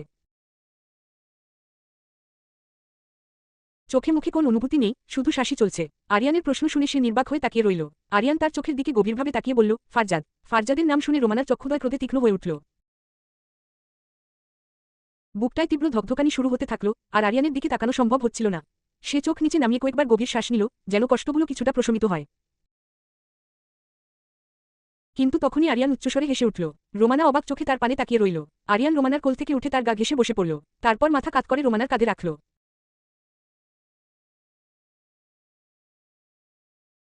ঠান্ডা গভীর কণ্ঠে বলতে লাগল, এরপর ফারজাদের সঙ্গে রাজকন্যার জীবন বেশ ভালোই কাটছিল।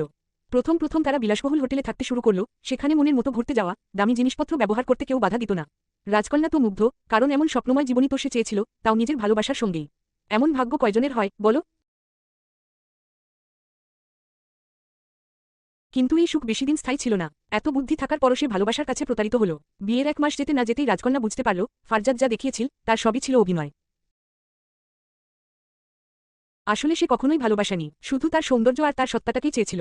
ফারজাদ ছিল এক মধ্যবিত্ত পরিবার থেকে উঠে আসা বকে যাওয়া ছেলে, যাকে তার পরিবার ঘর থেকে বের করে দিয়েছে। সে মদ খায়, সিগারেট খায়, জুয়া খেলে, আর রাতে বাড়ি গিয়ে অন্য মেয়েদের সঙ্গে সময় কাটায়। প্রথম প্রথম রাজকন্যা তীব্রভাবে প্রতিবাদ করে, কাঁদে, চিৎকার করে, ফারজাদকে গালমন্দ করে।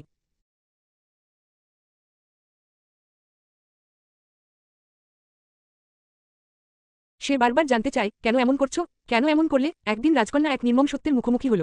ফারজাদ বাঁকা হেসে বলল, অনিকেতকে মনে আছে? আমি ওর বন্ধু। যেদিন তুমি সবাইকে সামনে রেখে ওকে থাপ্পড় মেরেছিলে, সেদিনই ও আমাকে সব ঘটনা বলেছিল। আর আমি ওকে প্রমিস করেছিলাম, তোমার হৃদয় জয় করে তোমার সৌন্দর্যের সমস্ত অহংকার মাটিতে মিশিয়ে দেব। আর দেখো, আমি পেরেছি। শব্দগুলো যেন বিষাক্ত তীর হয়ে এসে রাজকন্যার বুকে আঘাত করল, ভেতরে ভেতরে কোথাও এক পশলা রক্তপাত চলল। চোখে অন্ধকার নেমে এলো, রাজকন্যার চোখের কোণে জমে থাকা জলের বাঁধ এক নিমেষেই ভেঙে গেল। ঠোঁট কাপল, গলা শুকিয়ে এলো, কিন্তু কিছুই বলার ছিল না তার। কি বলবে, কাকে বলবে? সেই মানুষটিকে, যার চোখে একদিন পৃথিবীর সবটুকু বিশ্বাস রেখেছিল, যার জন্য আপনজনদের ছেড়ে নির্ভীক হয়ে এসেছিল, তাকে বলবে?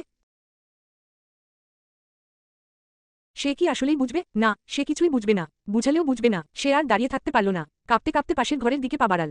দরজা বন্ধ করে চুপচাপ বসে পড়ল মেঝেতে। হয়তো সে কাঁদবে কিংবা হয়তো কাঁদবে না, কিন্তু কেউ দেখতে পাবে না। কারণ ভালোবাসার কাছে হার মানলেও আত্মসম্মান নামের যে শেষ প্রদীপটি এখনো নিভে যায়নি, সেটুকু আঁকড়ে ধরে বেঁচে থাকাই এখন তার একমাত্র পথ।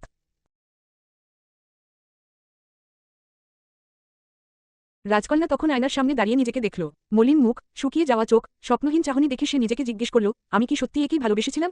সত্যিই কি ও ছিল? আল্লাহ, বলো না, এই শয়তানকে তো আমি ভালোবাসতে পারি না। না, কখনোই না। নাকি আমি শুধু নিজের কল্পনার প্রেমে পড়ে গিয়েছিলাম?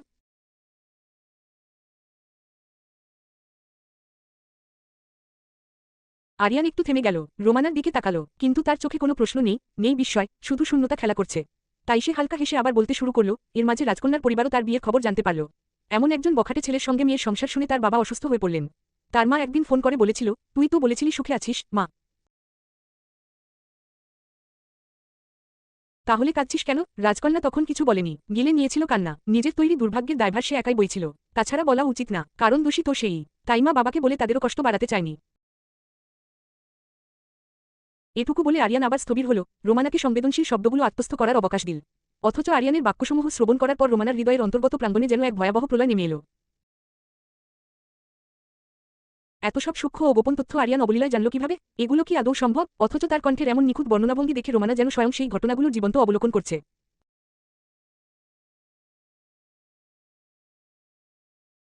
তার চেতনাজুড়ে অপার অস্বস্তির খচখচানি শুরু হলো। এদিকে আরিয়ান গল্প চালিয়ে গেল, এরপর শুরু হলো নতুন অধ্যায়। ফারজাদ তার গয়না বিক্রি করে, রাজকন্যার নাম করে লোন নিত।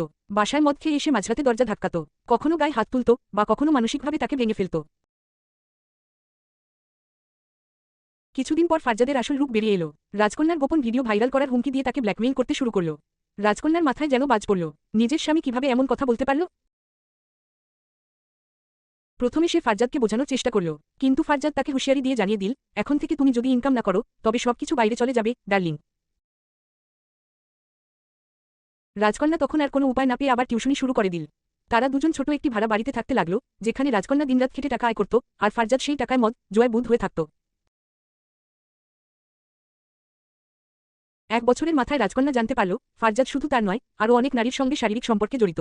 তার হৃদয় কষ্টের এক তীব্র ঢেউ আছড়ে পড়ল। তখনই সে সিদ্ধান্ত নিল এই সম্পর্ক আর নয়। সে ডিভোর্স চাইবে, কিন্তু পরক্ষণেই ফারজাদ হাসতে হাসতে জানালো, ওহ মেরি ভোলাভালা অবলা জান, তোমার সঙ্গে তো আমার বিয়ে হয়নি, সবই তো ছিল নাটক। ডিভোর্স আবার কিভাবে দিবে? মুহূর্তে রাজকন্যার পায়ের নিচের মাটি সরে গেল। এতদিন যে সম্পর্ককে আঁকড়ে ধরে বেঁচেছিল সেটাই যদি না থাকে তবে সে কার জন্য সহ্য করেছে এত কিছু?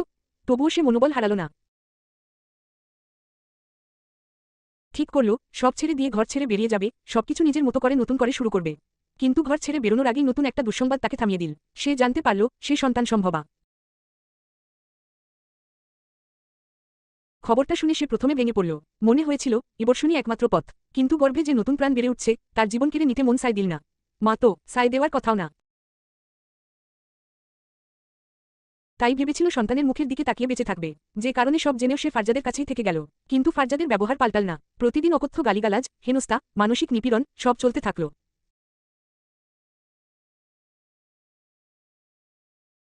রাজকন্যার কান ধরে যেত, আবার মাঝে মাঝে বাচ্চাটার কথা মনে করে ফারজাদ নরম হতো, কিছুটা আদর করত, কিন্তু তাও যেন ছিল হিসাবি, স্বার্থপর ভালোবাসা।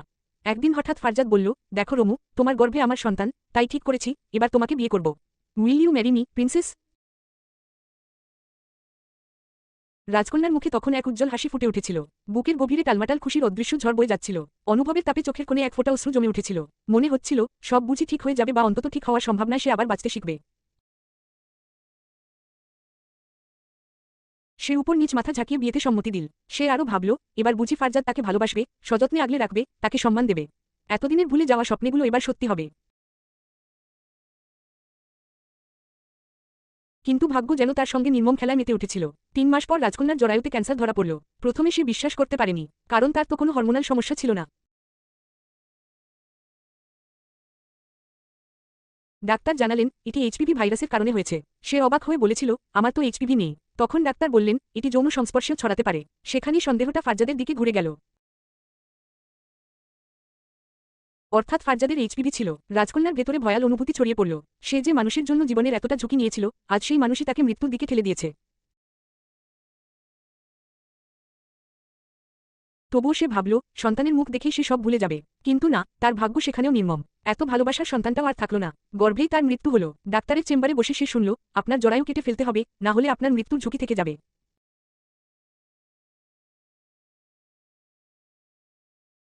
রাজকন্যার কানে শব্দগুলো উত্তাল ঝড় হয়ে বাজল। সে কেবল ফ্যালফ্যাল করে তাকিয়ে রইল।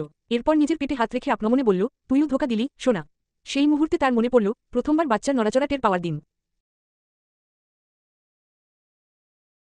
আবার সে টিউশনির টাকা জমিয়ে ছোট একটা হলুদ রঙের জামাও কিনে রেখেছিল। কিন্তু এখন তো সবই শেষ। হাসপাতালের করিডোরে বসে সে মোবাইল বের করল।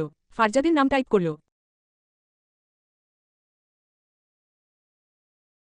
কল বাটনের উপর আঙুল রেখে থেমে নাম মুছে ফেলল। আবার মায়ের নাম্বার টাইপ করল। সেটাও মুছে ফেলল। আসলে কাকে বলবে, কে আছে তার, আদৌ কি কেউ তাকে বুঝবে? জরায়ু অপারেশনের জন্য 65,000 টাকা প্রয়োজন। অথচ তার হাতে মাত্র 350 টাকা। তার চোখের নিচে কালি স্পষ্ট দেখা যায়। বুকের ভেতরে শূন্যতা, আর গলায় গোপন কান্না চেপে ধরে সে হাঁটতে লাগল। সে আবারও একাকী হয়ে পড়ল। তারপর একসময় রাজকন্যার রিবর্ষণ করানো হলো, কিন্তু ফারজাদ তার উপর রাগ দেখালো। তার সন্তান হারানোর জন্য রাজকন্যাকেই দায়ী করল। আবার রাজকন্যার জরায়ুও কেটে ফেলতে হবে। রাজকন্যা তখন একেবারে ভেঙে পড়ল। তার কাছে অর্থও নেই যাতে সে অপারেশন করাতে পারে। একদিকে তার পুরো জীবন ছিন্নবিচ্ছিন্ন হয়ে গেছে, আর অন্যদিকে সে আর কখনো মা হতে পারবে না।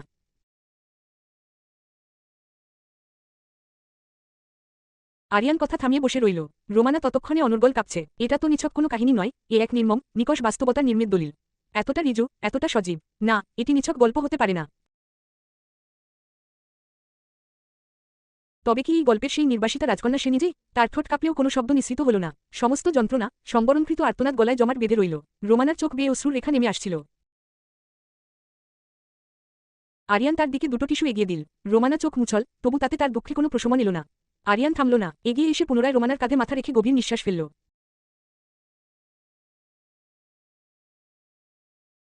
আরিয়ান আবার শূন্য দৃষ্টিতে তাকিয়ে থেকে বলতে লাগল, এদিকে ফারজাদের রাজকন্যার উপর রাগ দ্বিগুণ বেড়ে গেল। এখন তো সে আর কখনো মা হতে পারবে না, তার আর কি দরকার, তার থেকে আর কোনো সুবিধা নেই। তাই সে নতুন এক শয়তানি পরিকল্পনা আঁটল।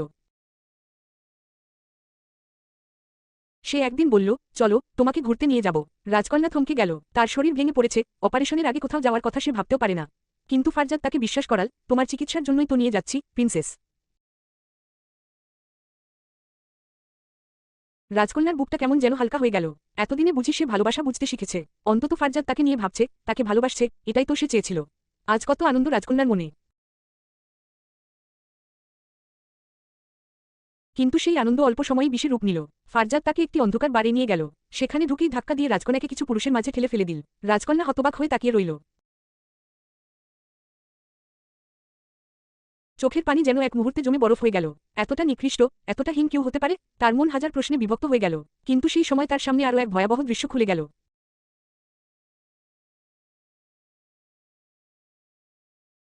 অপরিচিত সেই পুরুষগুলো ফারজাদের হাতে মোটা মোটা টাকার বান্ডিল তুলে দিচ্ছে। দৃশ্যটা যেন বিষের মতো গলায় এসে আটকে গেল তার, ভেতরটা ছিঁড়ে ছিঁড়ে যেতে লাগল। সবকিছু যেন ঘূর্ণিঝড়ের মতো মাথার ভেতর ঘুরতে থাকল। দুনিয়াটা কি এমনই, এত নির্মম, এত পাষাণ? অল্প হলেও বুকের গভীরে যে ভালোবাসাটাকে এতদিন পুষে রেখেছিল, সেটা আচমকা ছাই হয়ে চোখের সামনেই উড়ে গেল। ফারজাদ, তার সেই প্রিয় ফারজাদ।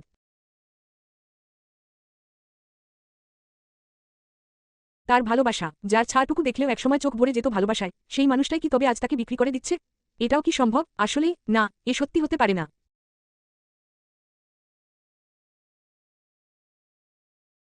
সে হয়তো ভুল দেখছে, কিন্তু চোখ তো ধোঁকা দেয় না। দৃশ্যটা তো স্পষ্ট, টাকার বিনিময়ে তার দেহটাকে অন্য কারোর কাছে করায়ত্ত করার আয়োজন চলছে। তাহলে ফারজাদ কি কখনোই তার ছিল না? এই প্রশ্নে তার ভিতরটা কেঁপে উঠল। হৃদয়ের গহীনে এক নিষ্ঠুর সত্য ধীরে ধীরে মাথা তুলল। ভালোবাসলে না হয় অসম্ভব হতো, কিন্তু যে সম্পর্কের শিকড় গোড়া থেকেই রূপার চাহিদায় গড়া, সেখানে ভালোবাসার আসনই বা কোথায়?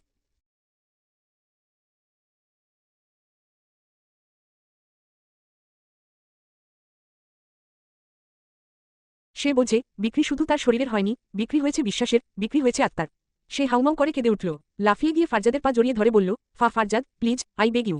প্লিজ, এমনটা করো না, প্লিজ প্লিজ ফারজাদ। এর চেয়ে ভালো ছিল তুমি আমাকে মেয়ে তারা চিহ্ন রে ফেলতে। ফারজাদ, প্লিজ।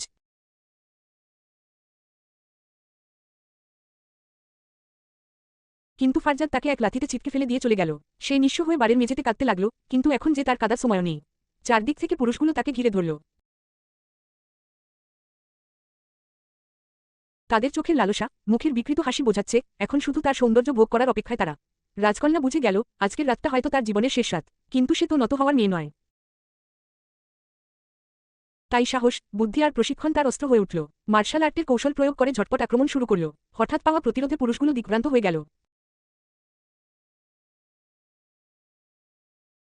কিন্তু ব্যথায় তাদের রাগ আরও চড়ে গেল। রাজকন্যাও দোম্বার পাত্রী নয়, তাই বাড়ির টেবিল থেকে মদের গ্লাস তুলে একের পর এক তাদের মাথায় ভাঙতে লাগল। সবার মাথা ফেটেরও তারা চিহ্ন তো বেরিয়ে এলো। সাথে ছটফট করতে লাগলো সবাই। আবার তাদের অঙ্কুশ বরাবর লাথি মারল সে, মুহূর্তেই কয়েকজন ছিটকে পড়ল মেঝেতে। কিন্তু এতে পুরুষগুলো আরও ক্ষিপ্ত হয়ে উঠল। ওরা উঠে দাঁড়িয়ে রাজকন্যাকে শিক্ষা দিতে তেড়ে আসতে লাগল।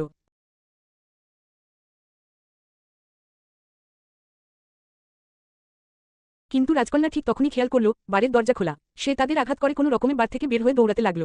কিন্তু ওরা আরও লোক নিয়ে তার পিছু নিল। রাজকন্যা শুধু কান্না আর প্রার্থনা করতে করতে দৌড়াতে লাগল।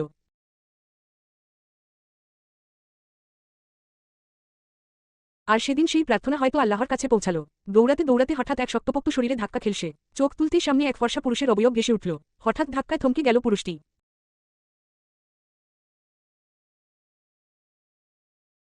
চোখ তুলে নিঃশেষিত এক মেয়েকে দেখতে পেল।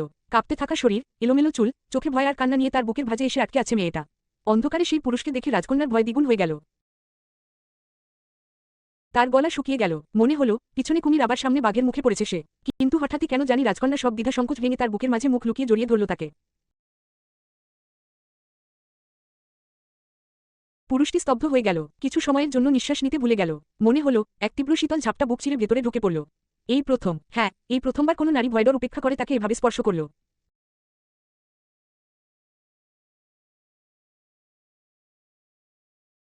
কোনো শব্দ করল না পুরুষটি, শুধু মেয়েটার কাঁপতে থাকা পিঠের দিকে গভীরভাবে তাকিয়ে রইল।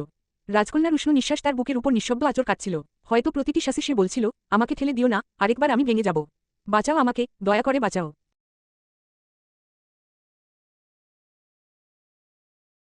পুরুষটির বুকের গভীরে অস্থির ঢেউ খেলে গেল, অব্যক্ত উত্তেজনায় ঢোক গিলল সে।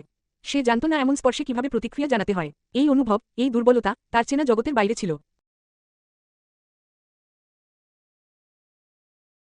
সে রাজকন্যাকে দূরে ঠেলে দিতে চাইল, আর তখনই রাজকন্যা তার গায়ের কালো জ্যাকেট এক হাতে শক্ত করে খামচে ধরে, অন্য হাতে তাকে নিবিড়ভাবে জড়িয়ে ধরে ভাঙা কণ্ঠে ফিসফিস করে উঠল, আমাকে বাঁচান, ওরা আমাকে মেরে ফেলবে। প্লিজ বাঁচান। পুরুষটি, অর্থাৎ রাজা হালকা হাসল। এই প্রথম কোনো মেয়ে তার বুকের উপর এভাবে কেঁদে আকুতি জানালো। এত কোমল, এত মিষ্টি আকুতি শুনে রাজা মনপ্রাণ দিয়ে সেই আবেদন গ্রহণ করল।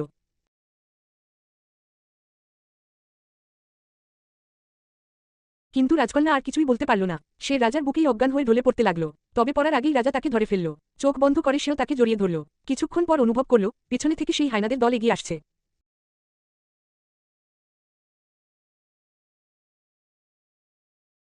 রাজা ধীরে ধীরে চোখ খুলল।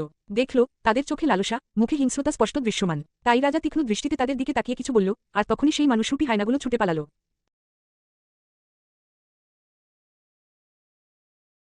আর কেউ হলে এই জায়গায় হাজারটা প্রশ্ন ছুড়ে দিত, রাজা কি বলেছিল যে সেই পুরুষগুলো পালিয়ে গেল? কিন্তু রোমানা কোনো প্রশ্ন করল না। সে শুধু শুনে যেতে লাগল। আজকের দিনটা তার সোনার দিন।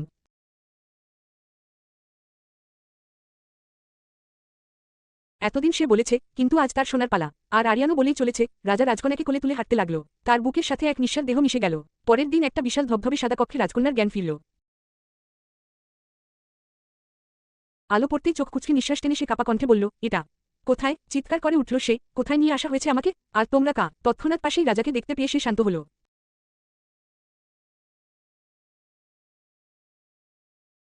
রাজার পাশে কিছু কাজের লোকও ছিল, আর তার সেবা করতে নার্সও উপস্থিত ছিল। রাজা গম্ভীর কণ্ঠে বলল, হাই। রাজার ভারী কণ্ঠ শুনে রাজকন্যা শুধু গভীর নিঃশ্বাস ফেলে চোখ নামিয়ে ফেলল।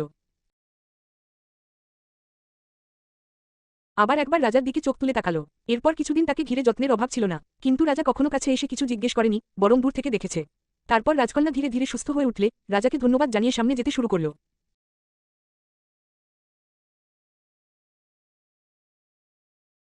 কিন্তু রাজা কোনো শব্দ করল না, শুধু রাজকন্যার চলে যাওয়া দেখল। সে চলে যেতেই রাজা সামান্য হাসল। এদিকে রাজকন্যার জন্য আর কোনো পথ ছিল না, তাকে বাধ্য হয়ে নিজের বাড়িতে ফিরে যেতে হল।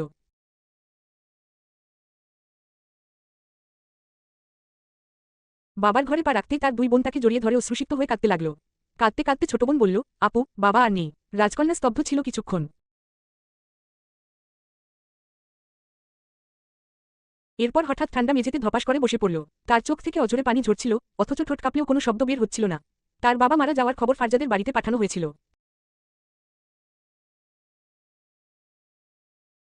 কিন্তু ফারজাদ সোজাসুজি বলে দিয়েছিল, তার সঙ্গে আমার কোনো সম্পর্ক নেই। বাবার মরদেহ তখনও খাটে। সে গিয়ে তার বাবার পায়ের কাছে বসল, পা দুটো জড়িয়ে ধরে একটা চুম্বন করল।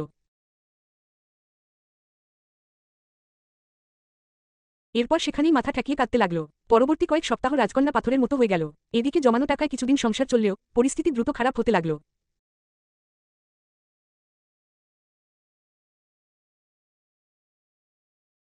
বড় বোনের বিয়ের সম্বন্ধ ভেঙে গেল, ছোট বোনের পড়াশোনার খরচ থেমে গেল। তাই রাজকন্যা চাকরির জন্য অনেক জায়গায় ছুটল, কিন্তু ফলাফল কিছুই হল না। তার বাবা আর্মিতে সম্মানিত পদে কাজ করতেন, আর বাবার সম্মান রক্ষার্থে সে কোনো নিচু কাজও নিতে পারছিল না।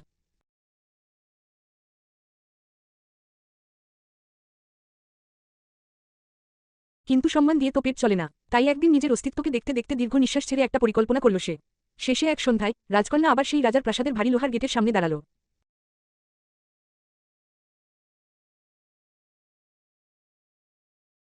প্রহরীরা তাকে চিনে ফেলে রাজাকে জানালো।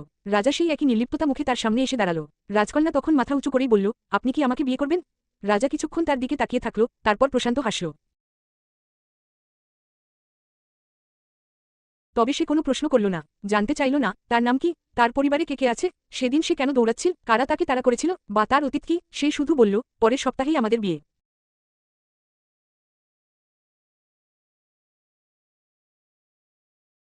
অর্থাৎ সে শুধু জানত, এই মেয়েটি তার শূন্যতা পূরণ করতে এসেছে, আর আজ তার সামনে তার ভবিষ্যতের রানী দাঁড়িয়ে আছে। তাদের বিয়েটি এক রাজকীয় আয়োজনে পরিণত হল, স্বর্ণখচিত সাজসজ্জা, প্রাসাদ জুড়ে আতশবাজি আর অভিজাত আমন্ত্রিতদের গুণকীর্তনে ভরে উঠল দিনটি। বিয়েতে রাজার বাবা তার ছোট ছেলেকেও বিদেশ থেকে ফিরিয়ে এনেছিলেন, যদিও ছোট রাজার মন এসব বিয়েবাড়ির পাকে ছিল না। বিয়ের পর রাজকন্যার জীবনে এক নতুন মোড় আসল। রাজা তাকে ভালোবেসে আগলে রাখত।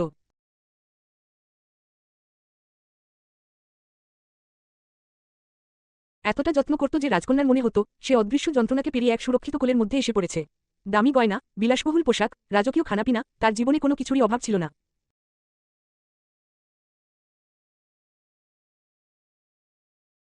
তবে রাজকন্যা কখনো রাজাকে তার অতীতের কথা বলেনি। তারপর একদিন কাউকে কিছু না জানিয়ে রাজকন্যা তার জরায়ু কেটে ফেলল। অনেক চিন্তা, দ্বিধা আর ভয়ের পরেও সে এটা করতে বাধ্য হয়েছিল।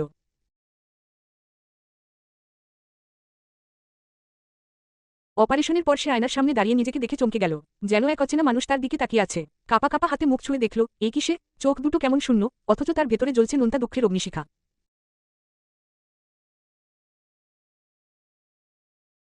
তার ঠোঁটে এক ফোঁটা হাসি ফুটল, যদিও সে হাসি ছিল ব্যথায় বিদীর্ণ। আজ থেকে সে আর কখনো মা ডাক শুনবে না, আর কখনো নিজের রক্তে গড়া একটি প্রাণকে বুকে জড়িয়ে ধরতে পারবে না।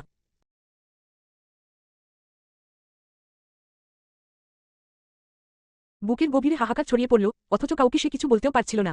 রাজাকেও না। কিভাবে বলবে, কিভাবে বোঝাবে? এমন যন্ত্রণার ভাষা কি আছে? তবুও কোথাও যেন এক আশ্চর্য প্রশান্তি তাকে ছুঁয়ে গেল। কারণ প্রতিনিয়ত ভিতরটাকে ক্ষয় করে দেওয়া রক্তমাখা সেই অভিশাপ থেকে আজ সে মুক্ত। এ মুক্তি ব্যথার, তবুও তো মুক্তি। বিয়ের প্রথম 1 বছর তারা সত্যিই সুখে কাটাল।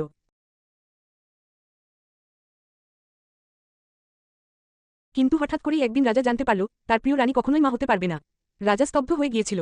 যদিও তার মুখে কোনো অভিযোগ ছিল না, কিন্তু তার অন্তরের কান্না তো কেউ দেখেনি। রানী তার কাছে সব লুকিয়েছে, এই বিশ্বাসভঙ্গ তাকে ছিন্নভিন্ন করে দিয়েছিল। তবুও রাজা রানীকে কখনো আঘাত করেনি। তার ভালোবাসায় অভিমান ছিল, কিন্তু বিদ্বেষ ছিল না।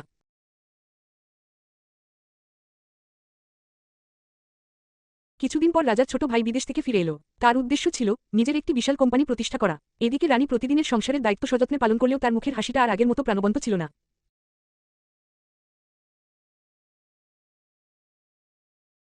থাকার কথাও না। এই সময়ে ফারজাদ হঠাৎ করেই ফিরে আসল।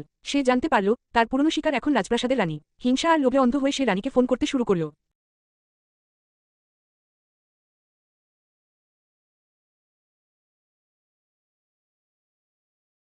রানী প্রথমে বুঝতে পারেনি অপরিচিত নম্বর থেকে ফোন কে দিচ্ছিল। কিন্তু তখন ফারজাদ তার পরিচয় দিয়ে বলল, তোর গোপন ভিডিও কিন্তু আমার কাছে এখনো আছে, শোনা। টাকা না দিলে ভাইরাল করে দিতে 1 সেকেন্ডও ভাববো না। টাকাগুলো দিয়ে দাও, সারা জীবনের জন্য তোমাকে ভুলে যাব। চিনবই না তুমি কে, কবে দিবে জানার অপেক্ষায় আছি।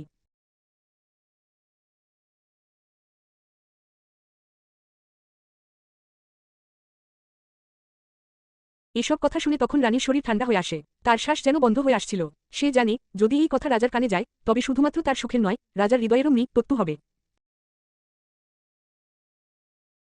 তাই সে কোনো পথ খুঁজে না পেয়ে ফারজাদকে টাকা দেওয়ার সিদ্ধান্ত নিল। ফারজাদকে টেক্সট করে জানালো, সে রাতে তার বাড়িতে গিয়ে টাকা দিয়ে আসবে। ফারজাদ খুশি হয়ে গেল।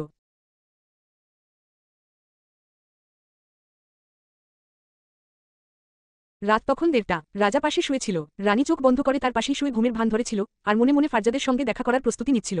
রাজা ঘুমিয়ে পড়েছে দেখে সে খুব আস্তে করে একদম নিঃশব্দ পায়ে উঠে চলতে শুরু করল।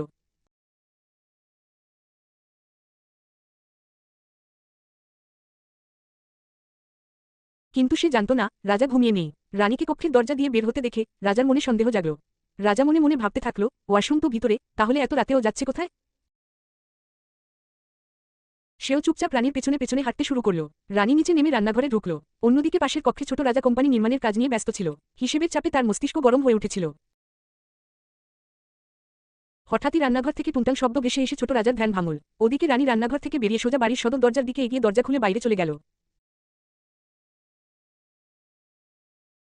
ছোট রাজা কক্ষ থেকে বেরিয়ে সদর দরজা খোলা দেখে তার মনেও সন্দেহ জাগল।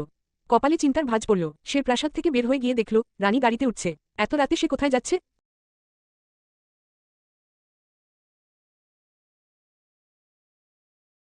এই ভাবনায় সেও গাড়ি স্টার্ট দিয়ে রানীকে অনুসরণ করতে শুরু করল। অন্যদিকে বড় রাজাও গাড়ি নিয়ে রানী এবং ছোট রাজার পেছনে চলতে শুরু করল। ঘণ্টাখানেক পেরিয়ে রানীর গাড়ি শহরতলির একটা পুরনো, অন্ধকার, ভাঙাচোরা একতলা বাড়ির সামনে থামল।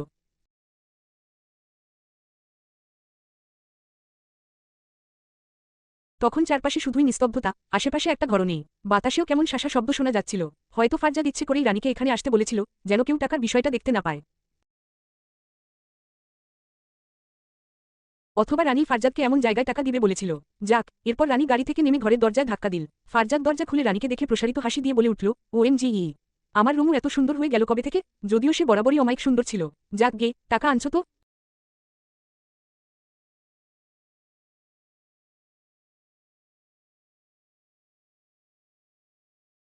অন্যদিকে বড় রাজা এবং ছোট রাজা রানীর পিছু পিছু এসে ঝোপের আড়ালে দাঁড়িয়েছিল।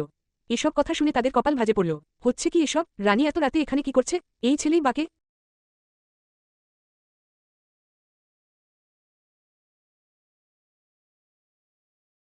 এর সাথে রানীর সম্পর্ক কি? তারা দুজনে কিছুই বুঝতে পারল না। তবে বড় রাজা ছোট রাজাকে দেখলেও ছোট রাজা বড় রাজাকে খেয়াল করেনি। সামনের দৃশ্য দেখে ছোট রাজা কিছু বলার জন্য মুখ খোলার চেষ্টা করতেই তার চোখ মুহূর্তে বড় হয়ে গেল।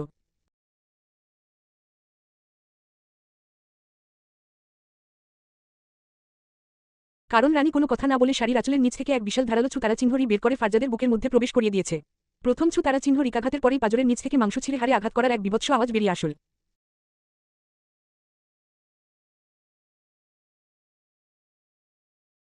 দ্বিতীয়বার ছুতারা চিহ্নরি ঢোকানোর পর ফারজাদের শরীর কেঁপে উঠে থেমে গেল। বুকের মাঝ বরাবর কুৎসিত এক ফাঁক তৈরি হল, আর সেখান থেকে রতারা চিহ্নতের গাঢ়স্রোত বেরিয়ে এসে তার শার্ট ভিজিয়ে দিতে থাকল।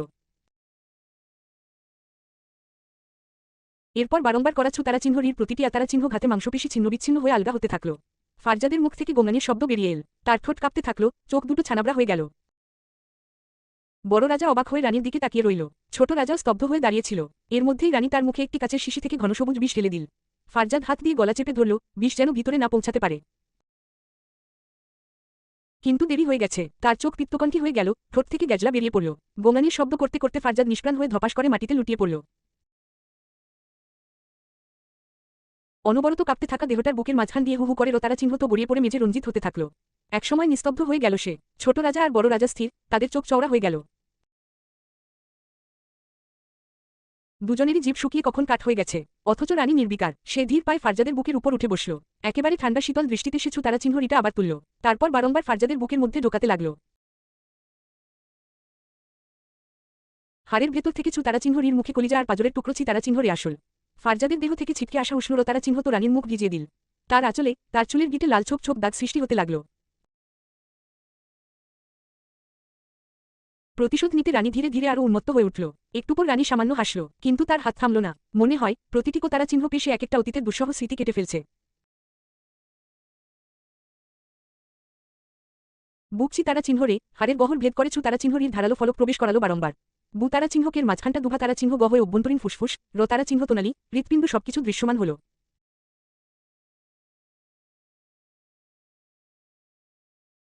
তারপর হঠাৎ সে ফারজাদের গলাকেও টার্গেট করল।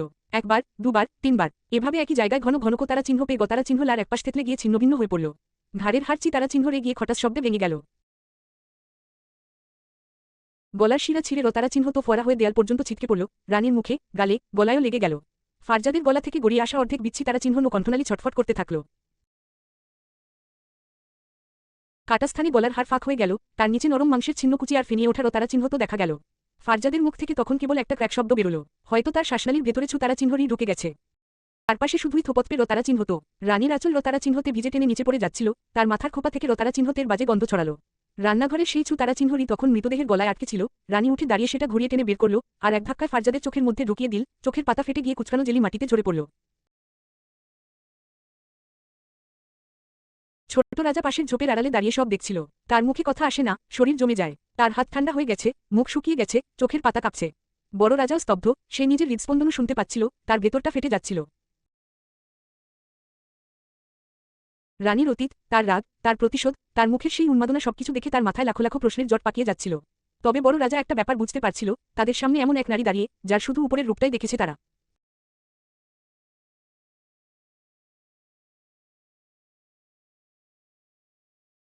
রাতের বাতাসে তখন শুধু রতারা চিহ্নতের গন্ধ ভাসছিল। সেই গন্ধে অদ্ভুত শান্তি খুঁজে পাচ্ছিল রানী। ধীরে ধীরে সে উঠে দাঁড়ালো, শরীর থেকে রতারা চিহ্ন তো ঝরে পথে গড়িয়ে পড়ল।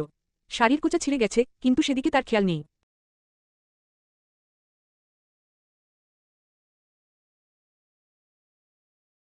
সে কেবল স্থির দৃষ্টিতে ফারজাদের নিথর তারা চিহ্ন সহ দেখতে থাকল।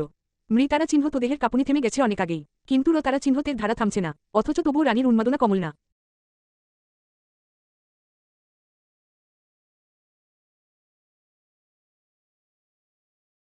আবারও বসে মৃতারা চিহ্ন তো দেহের উপরই পুনরায় তারা চিহ্ন ঘাত হানতে লাগল। কখনো পেটে, কখনো হৃৎপিণ্ড বরাবর, আবার কখনো হাত পায়ে শিরা ছিন্ন ভিন্ন করে দিল। ফারজাদের নাক মুখ দিয়ে শুধু রতারা চিহ্নতের ঢল নামতে থাকল।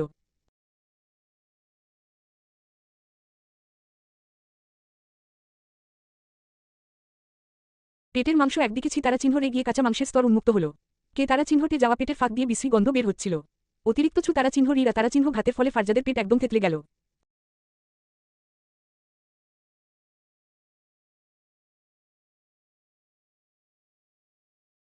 পেটের এক পাশে রতারা চিহ্নতের বুদবুদি উঠে আসছিল। শাড়ির লালচে পার রতারা চিহ্নতে আরও গাঢ় লাল হয়ে উঠল। মনে হলো রানী যেন রতারা চিহ্নতে গোসল করেছে। সে থামল না, একবারের জন্যও থামল না।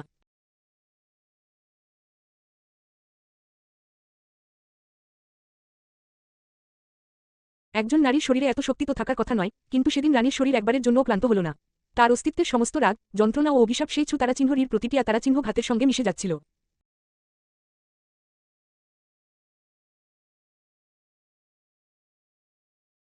চোখ দুটো ক্রোধে টনটন করছিল। রানীর পায়ের নিচে রতারা চিহ্ন তো জমি নিকষ কাদার মতো ভারী হয়ে গিয়েছিল। তার পায়ের গোড়ালি সেই স্রোতে ডুবে যাচ্ছিল, অথচ তবুও তার চোখে প্রশান্তি ছিল না, শুধু রতারা চিহ্ন তো চাহিদা খেলছিল।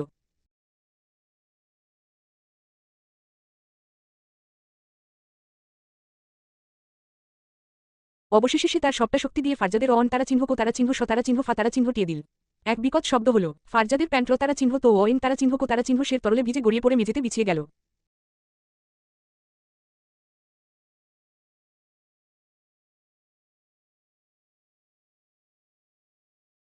তারা চিহ্ন ঘাতে ছিন্নভিন্ন হয়ে মামতারা চিহ্ন শের দলা পাকিয়ে পাকিয়ে মেঝেতে ছিটকে পড়ল। রানীর কপাল থেকে রতারা চিহ্ন তো গড়িয়ে চোখের কোণে এসে জমে গেল, তবুও সে চোখ বন্ধ করল না। কণ্ঠনালী দিয়ে উঠে আসা হাহাকার গিলে ফেলল।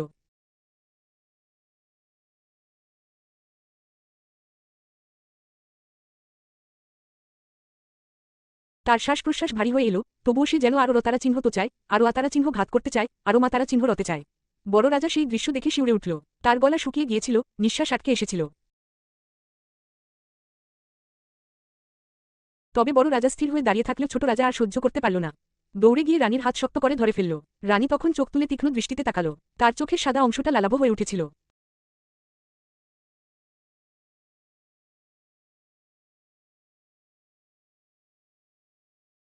সে পাগলের মতো চিৎকার করে ছোট রাজাকে বলল, এখান থেকে চলে যাও। আমাকে মাতারা চিহ্ন রতে দাও, দয়া করে আমাকে মাতারা চিহ্ন রতে দাও। সরে যাও। ছোট রাজা আরও শক্ত করে রানীর হাত ধরে রেখেই বলল, ও অলরেডি মরে গেছে, ভাবি। কিন্তু রানীর কানে কথাটা ঢুকল না। সে হিংস্র পশুর মতো ছোট রাজাকে ধাক্কা দিয়ে দূরে সরিয়ে দিল। তারপর আবার ফারজাদের দেহের ওপর ঝাঁপিয়ে পড়ল। এসব দেখে ছোট রাজা ও বড় রাজা দুজনেই বুঝতে পারল, এই হতারা চিহ্ন তত্ত্বার পেছনে নিশ্চয়ই এক গভীর কাহিনী লুকিয়ে আছে। এমন উন্মাদ প্রতিশোধ কেউ নেয় না, যদি না তার বুকে শতাব্দীর দাহ লুকিয়ে থাকে। অবশ্য ছোট রাজা রানীকে কোনো প্রশ্ন করল না। সে শুধু ঠান্ডা কণ্ঠে বলল, বাকি কাজটা আমাকে করতে দিন।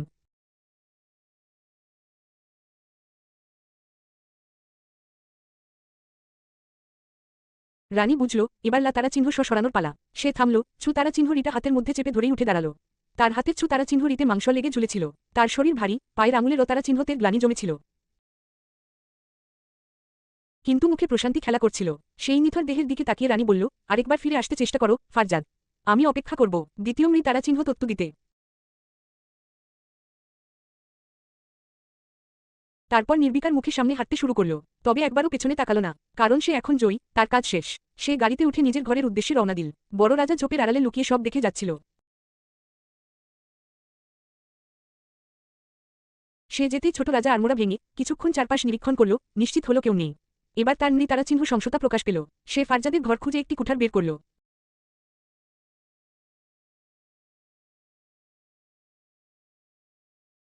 নিখুঁত দক্ষতায় প্রথমে ফারজাদের মাথাটা আলাদা করল। তারা চিহ্ন তারা চিহ্নগুলো চরচর শব্দে ছিটকে পড়ল। আশেপাশের দেয়ালে থকথকে তারা চিহ্ন তেজ ছিটে ছড়িয়ে গেল। তার মুখেও বিন্দু বিন্দু তারা চিহ্ন তের ফোঁটা ছিটে উঠেছিল।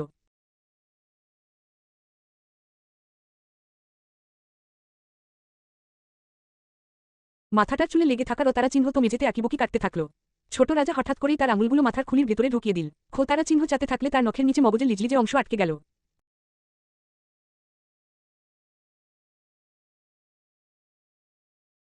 একসময় আঙুল দিয়েই চোখের পেছনের স্নায়ুগুলো ধরে টান মারল। চোখটা ছিঁড়ে বেরিয়ে এলো, সাথে গোষ্ঠের সঙ্গে কিছু শিরা উপশিরাও তারা চিহ্নরে বেরিয়ে এলো। সেখানে একটা গর্তের মতো তৈরি হলো।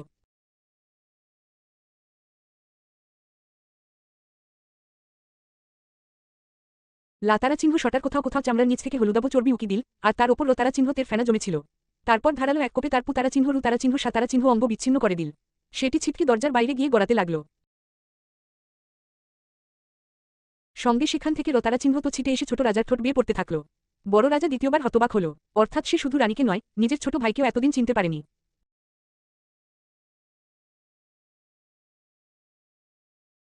এদিকে ছোট রাজা ঠান্ডা মাথায় পকেট থেকে একটা সিগারেট বের করল। ধোয়ার কুণ্ডলি ছাড়তে ছাড়তে নিথর দেহটার দিকে ঝুঁকে বলল, death can be beautiful, but only when one deserves ইট।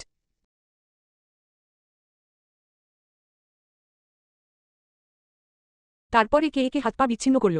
ক্ষতস্থানগুলো থেকে গোটা ঘরজুড়ে ঘন গাঢ় রঙের লাল বর্ণ ছড়িয়ে পড়ল। কাটা অংশগুলোর চারপাশের মাংস ফুলে উঠেছিল, চিতারা চিহ্নরে যাওয়া স্নায়ু আর হাড়ের ধার স্পষ্টভাবে দেখা যাচ্ছিল।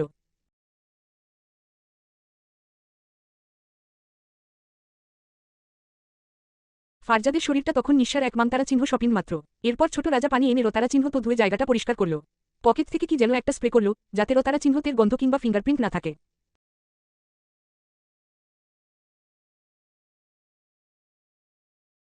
সম্ভবত ব্লিচিং এজেন্ট বা ক্লিনিং সলিউশন হবে। সমস্ত কাজ শেষ করে দেহাংশগুলো তুলে গাড়ির ডিকিতে রাখল। তারপর ছোট রাজা গাড়ির গতি বাড়িয়ে এগিয়ে চলল, আর বড় রাজা গাড়িতে উঠে দূর থেকে তার পিছু নিল।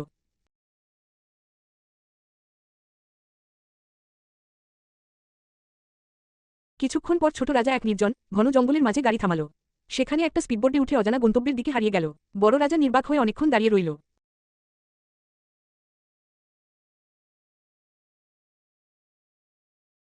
কোথায় গেল ছোট রাজা? সে আসলেই কে? তার ভাইয়ের জীবনেও কি তাহলে গোপন কিছু রয়েছে, যা সে বা তার পরিবার জানে না? কোনো প্রশ্নের উত্তর মিলল না, তাই বড় রাজা দীর্ঘশ্বাস ফেলে গৃহপথে রওনা হল।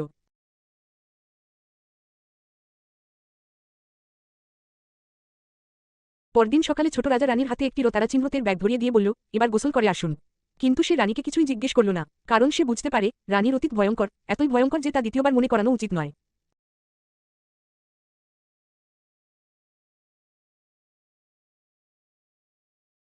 এই রতারা চিহ্নতে সে সাফ হবে না, কিন্তু হয়তো একটু হালকা হবে। রানীও চুপচাপ হালকা হেসে সেই রতারা চিহ্নতেই গোসল করল। পরবর্তীতে ছোট রাজা ফারজাদের নকল ভিসা ও পাসপোর্ট তৈরি করল।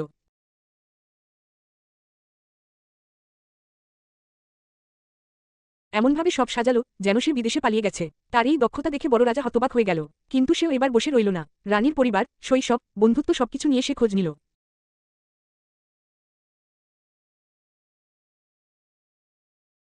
এমনকি রানী কোন দিন কোথায় গেছে, কার সাথে সময় কাটিয়েছে, তাও জানার চেষ্টা করল। কিন্তু সব জেনেও সে চুপ থাকল আর অপেক্ষা করল রানী নিজেই কবে সবকিছু বলবে। অথচ রানী কিছুই বলল না।